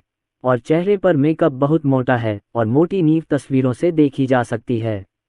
इसके अलावा तस्वीरों में फिल्टर और माइक्रोडर्माब्रेशन भी होना चाहिए था, जिससे वे अतिरिक्त सफ़ेद दिखें। वह पीला और पीला था। तस्वीर देखने के बाद लियांग गुआंगलाई ने जल्दी से अपनी आंखें मलीं, शराब के 2 घूंट लिए और अपना सिर हिलाया, इस डर से कि कहीं आधी रात को उसे कोई बुरा सपना न आ जाए। उसने 3 बड़े टोने टोटके इस्तेमाल कर लिए हैं। ये उसकी तस्वीर है जो मेरे बेटे ने मुझे भेजी थी, सुनील सक्सेना ने शिकायत की। अर्जुन सक्सेना ने चाय की चुस्की ली और सुनील सक्सेना से कहा कि वे शी लिनमिंग को एक वीडियो भेजें जिसमें लड़की से मेकअप हटाने और फिल्टर का इस्तेमाल न करने के लिए कहा गया हो। उन्होंने लड़की की स्थिति समझने में उनकी मदद की। सुनील सक्सेना ने आश्चर्य से पूछा, मास्टर किन, क्या आप जानते हैं कि कैसे देखना है? अब अर्जुन सक्सेना और जियाओ किन को मत बुलाओ, सीधे मास्टर किन को बुलाओ। वास्तव में कल उसकी झाओ जिंगली के साथ एक नियुक्ति थी, न केवल झाओ जिंगली को लियांग गुआंग से मिलवाने के लिए, बल्कि झाओ जिंगली से मदद मांगने के लिए भी। उसने बस झाओ जिंगली से अपने बेटे की स्थिति जांचने में मदद मांगी। उसे हमेशा लगता था कि उसका बेटा भी उस लड़की की तरह एक जादूगर है जिसने उसका सिर नीचे कर दिया था। झाओ जिंगली ने कहा कि उसे अपने बेटे के वापस आने का इंतजार करना पड़ा, तभी वह उसे ये सब दिखा सकेगा। वीडियो नहीं देख सकते। इस समय मुझे उम्मीद नहीं थी कि अर्जुन सक्सेना सीधे तौर पर कहेंगे कि वीडियो से उन्हें अपने बेटे को देखने में मदद मिलेगी। सुनील सक्सेना की बातें पूछे जाने के बाद लियांग गुआंगलाई को भी बहुत आश्चर्य हुआ, लेकिन उन्होंने पूछा नहीं बल्कि देखा। आखिरकार अर्जुन सक्सेना को उन्होंने आमंत्रित किया था और उन्हें उनके लिए ये दृश्य आयोजित करना था। अर्जुन सक्सेना ने कहा, मुझे थोड़ा बहुत पता है, पहले देख लेते हैं फिर बात करते हैं। यह उनके लिए पहली बार था कि वे लोगों को दिखाने के लिए वीडियो बना रहे थे और उन्हें इसमें ज़्यादा आत्मविश्वास नहीं था। हालांकि उन्होंने महसूस किया कि इसमें कोई समस्या नहीं होनी चाहिए, क्योंकि यह एक ऐसा कौशल है जिसे व्यवस्था द्वारा पुरस्कृत किया जाता है। प्रणाली द्वारा पुरस्कृत कौशल उच्च गुणवत्ता वाले होने चाहिए। ठीक है, सुनील सक्सेना को इस बात की परवाह नहीं है कि अर्जुन सक्सेना इसे देख पाएगा या नहीं। इस समय वह भी लोगों को दिखाना चाहते हैं कि उनके बेटे के साथ क्या हुआ। उन्होंने शी लिनमिंग को वीडियो कॉल किया। शी लिनमिंग ने इसे ले लिया। वीडियो में उन्होंने तांग जियान र को सोफे पर बैठकर दूध वाली चाय पीते हुए देखा। तांग जियान एर उनके बेटे की प्रेमिका थी जिसके बारे में उन्होंने शिकायत की थी। पिताजी, मैं गंभीर हूं, अगर आप मुझे और 500 मिलियन देंगे तो मैं निश्चित रूप से। शी लिनमिंग की बात पूरी होने से पहले ही सुनील सक्सेना ने ठंडे स्वर में उनकी बात काट दी। पैसों की बात बाद में करेंगे। क्या तुम तांग जियानर से शादी नहीं करना चाहती? जब शी लिनमिंग ने यह सुना तो उसने खुशी से पूछा, पिताजी, क्या आप सहमत हैं? पहले उसे मेकअप उतारने दो, फिर मुझे भी देखने दो। हर बार जब मैं दीवार पर पेंट की परत से उसका चेहरा देखता हूँ तो मुझे असली चेहरा नजर नहीं आता। तुम कैसे मानोगे? सुनील सक्सेना ने कहा। क्या आप चाहते हैं कि टैंगर अपना मेकअप हटा दे? ये काम नहीं करेगा। टैंगर ने कहा कि लोग ये नहीं देखते कि मेकअप उतारने के बाद वो कैसी दिखती है, और मैंने तो ये देखा ही नहीं। सुनील सक्सेना वास्तव में अपने बेटे को एक ईंट देना चाहते थे। क्या आप इस पर विश्वास करोगे? उसे थोड़ा संदेह था कि यह तांग जियान अपुरुष है या महिला। ऐसा लगता है कि मेकअप इतना गाढ़ा है कि मेकअप हटाने के बाद ये पता ही नहीं चलता कि यह कैसा लग रहा है। स्टोरी पसंद आए तो like, comment, share and channel को सब्सक्राइब करो। और इसी तरीके का बेहतरीन कंटेंट के लिए हमारे टेलीग्राम ग्रुप को ज्वाइन करो।